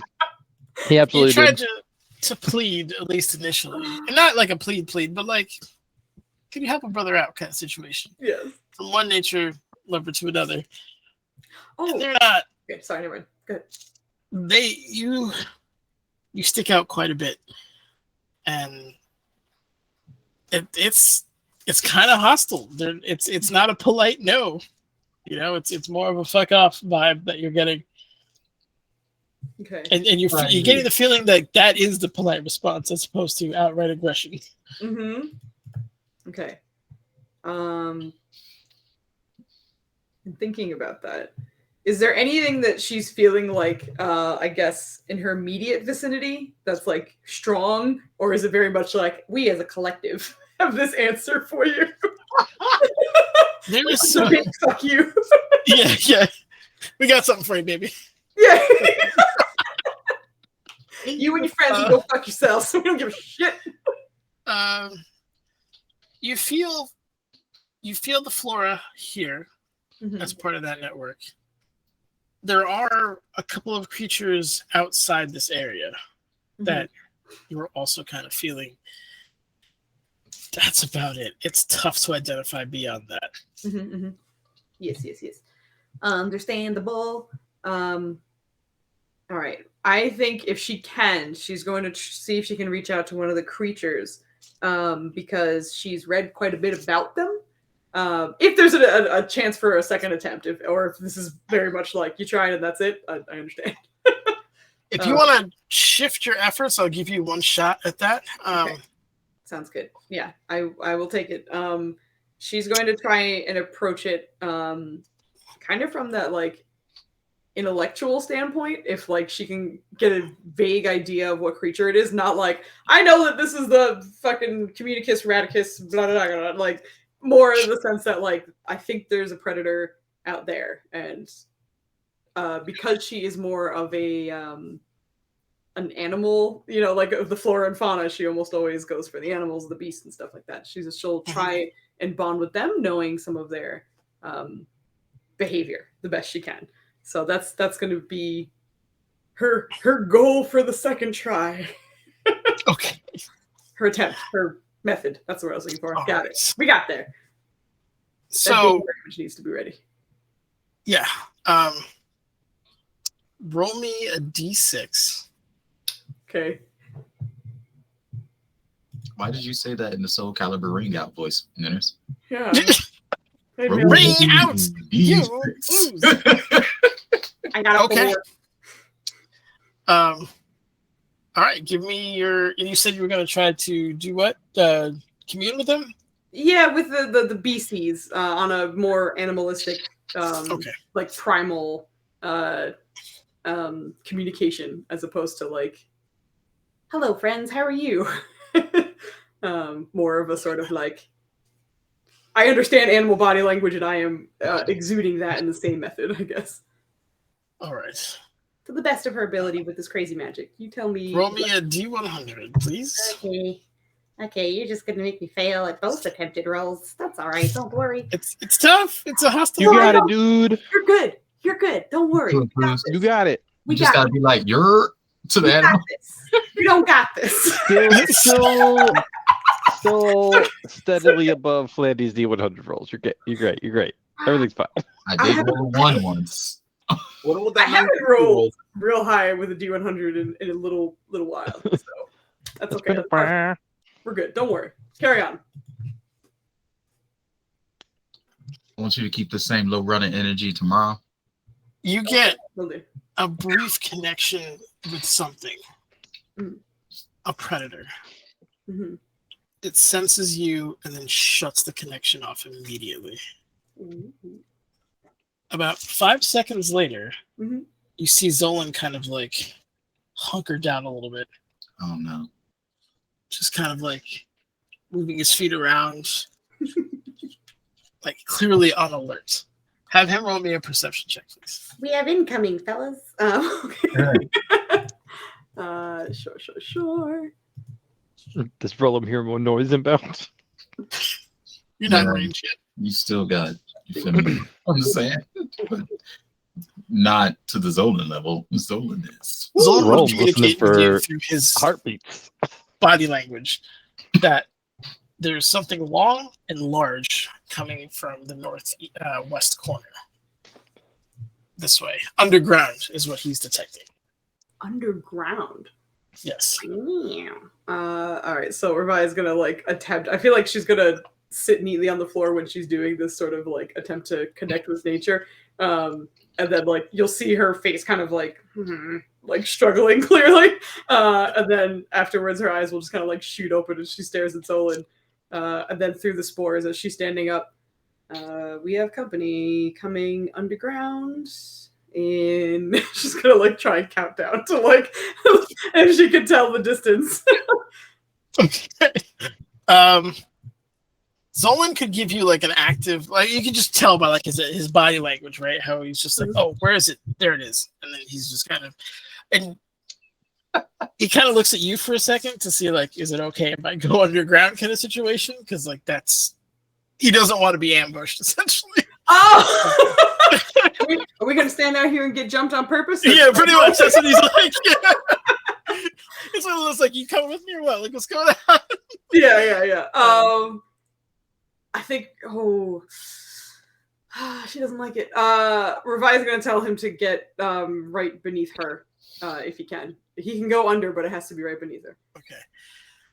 Like a whale that has surfaced, he immediately just sinks into the sand. Like there's an elegance in this particular environment you never see with Zolan because the sand just gives way. It is his environment.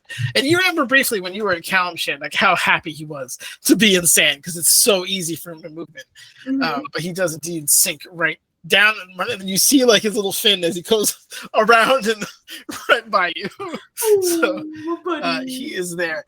I'm going to say you guys have about 10 seconds to figure out what you want to do. You can run out of the cave. You can stay here and fight, however you want to do it. But you have that amount of time before this creature is upon you. Yep, something's coming. Well, should we leave here and come back so we have our next Friday fried brains to come up with a plan? Actually, Euphemie, now that she knows something is approaching, is going to dig in the sand and see how deep it is, real quick.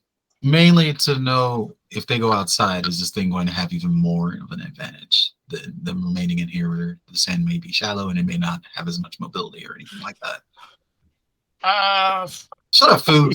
How do you look? Give me athletics to see how much sand you can move in this next 10 seconds. Yufemi just starts digging a grave. Also, Yufemi would have seen that Zolan went under, so she knows it's at least 8 feet deep. Yeah. Oh, well, in that case, I'm sorry. You watched him dig, and I was like, I somehow missed that. I think I was staring at the chat. Sounds like you're just going to do the dog thing, and you're going to be there. Listen, I can't multitask either, all right? Y'all going to have to forgive me. All right, so I didn't Foos hear brought that up a part. good point, and then you almost like hammered it home. perfect.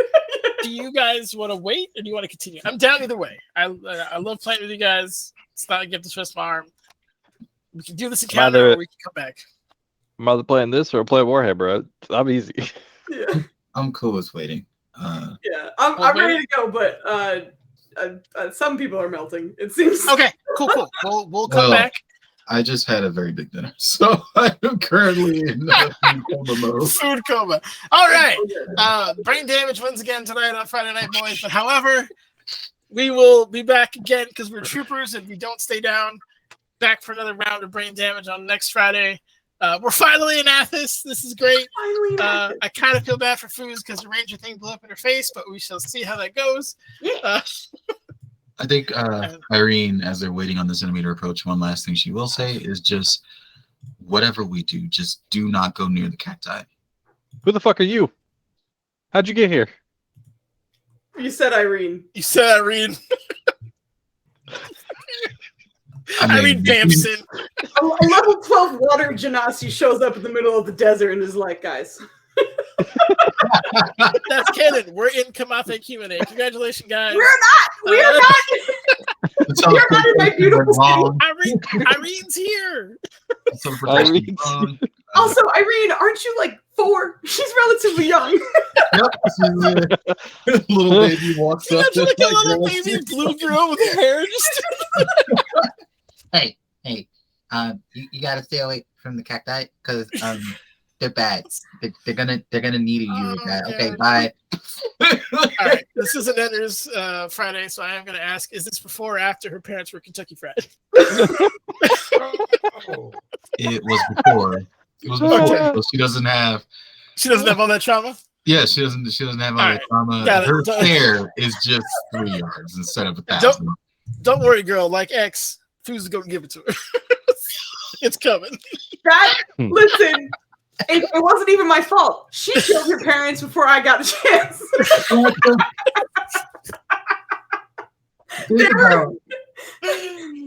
mean, the fact that she went back, slipped it up and reversed it, and she asked you, and they're on fire now. Yeah, now they're on fire. You can kill them the way I like. I so didn't. we go there and make sure.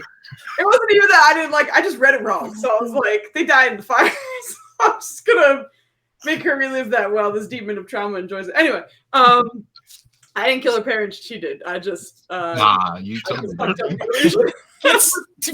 tell you, it's a tough sell. They're like I didn't. She killed her parents before I killed her. Yeah, but then you killed them again. Double kill. I mean, in everyone's defense, they all had a real bad time, you know? Like, her specifically, she just had crispy parents. It's just like, hold on, I can do this better. I love this game because we can have stupid-ass conversations like this. Exactly. Oh, man. Demons are a hell of a drug. We should probably get going.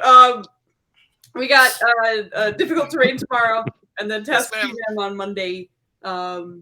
And then we won't have Nenders and Flandy having a random Wednesday show that apparently just you don't know brains. You might try to learn Defiler magic from Epsom salt. The fuck you will get out of here. Wow, he's here. Get the fuck out of here. At this point, that you do not make Irene roll any intelligence save for at least one session. Intelligence save or check? Because I'll agree to the save all day. Okay, check, save, anything to do with intelligence. Because that's how you get her. You've been all in her brain meat. Just I didn't have you do a single intelligence roll this time. Exactly. That wasn't charity. It just didn't come up. That was You know what? charity. Dennis is way more kind to me than you've ever been. Yes. In difficult terrain. Yes. Oh, difficult terrain. All right. Oh, I will take that. I will say that poor Maya's had a real bad time. Like, I read that. It didn't even start with the parent thing. It started with you having a succubus charmer. yeah, episode 2. No, she had a good time. I know, it was She funny. had It a was good hilarious. time. I know. It was funny. Nobody else had a good time. She was having a blast. But she seemed really nice. She's like, I don't know why you guys are freaking out. She was wonderful. Yeah. I mean, she wanted to hurt me. She would have, but she didn't. You know. I think we have an understanding. The Nerja head fight was the first time Valen didn't have banish on. Because he couldn't banish those creatures. That's the only thing, because you got charmed, and the other one was fucking with his boy. He had not taken it off this whole time. Yeah. Yep. I wish a motherfucker would. I'll banish that bitch right back to her. I don't give a shit. She can go back where she came from. Anyway, we're derailing. This is also a sign of our Dane Bramage. Yeah, it was real big damage tonight. Oh yeah. Everything's fine. I mean, I think as Netter said very perfectly in the beginning, it's kind of like these are the brains you get on Friday. We've all had long work weeks. We're doing the best we can, but sometimes Dane Bramage is real strong. It's also nice to be with around good homies. You know what I mean? Like, you can completely cut loose. This is a pain-free environment. Like, so. I wouldn't call it pain-free. Well, not for your characters, but We PvP a lot. We do. That is true. You'd think that, you know, we probably joke against each other, you know, a little bit during these sessions. You should see us in the 30 minutes before.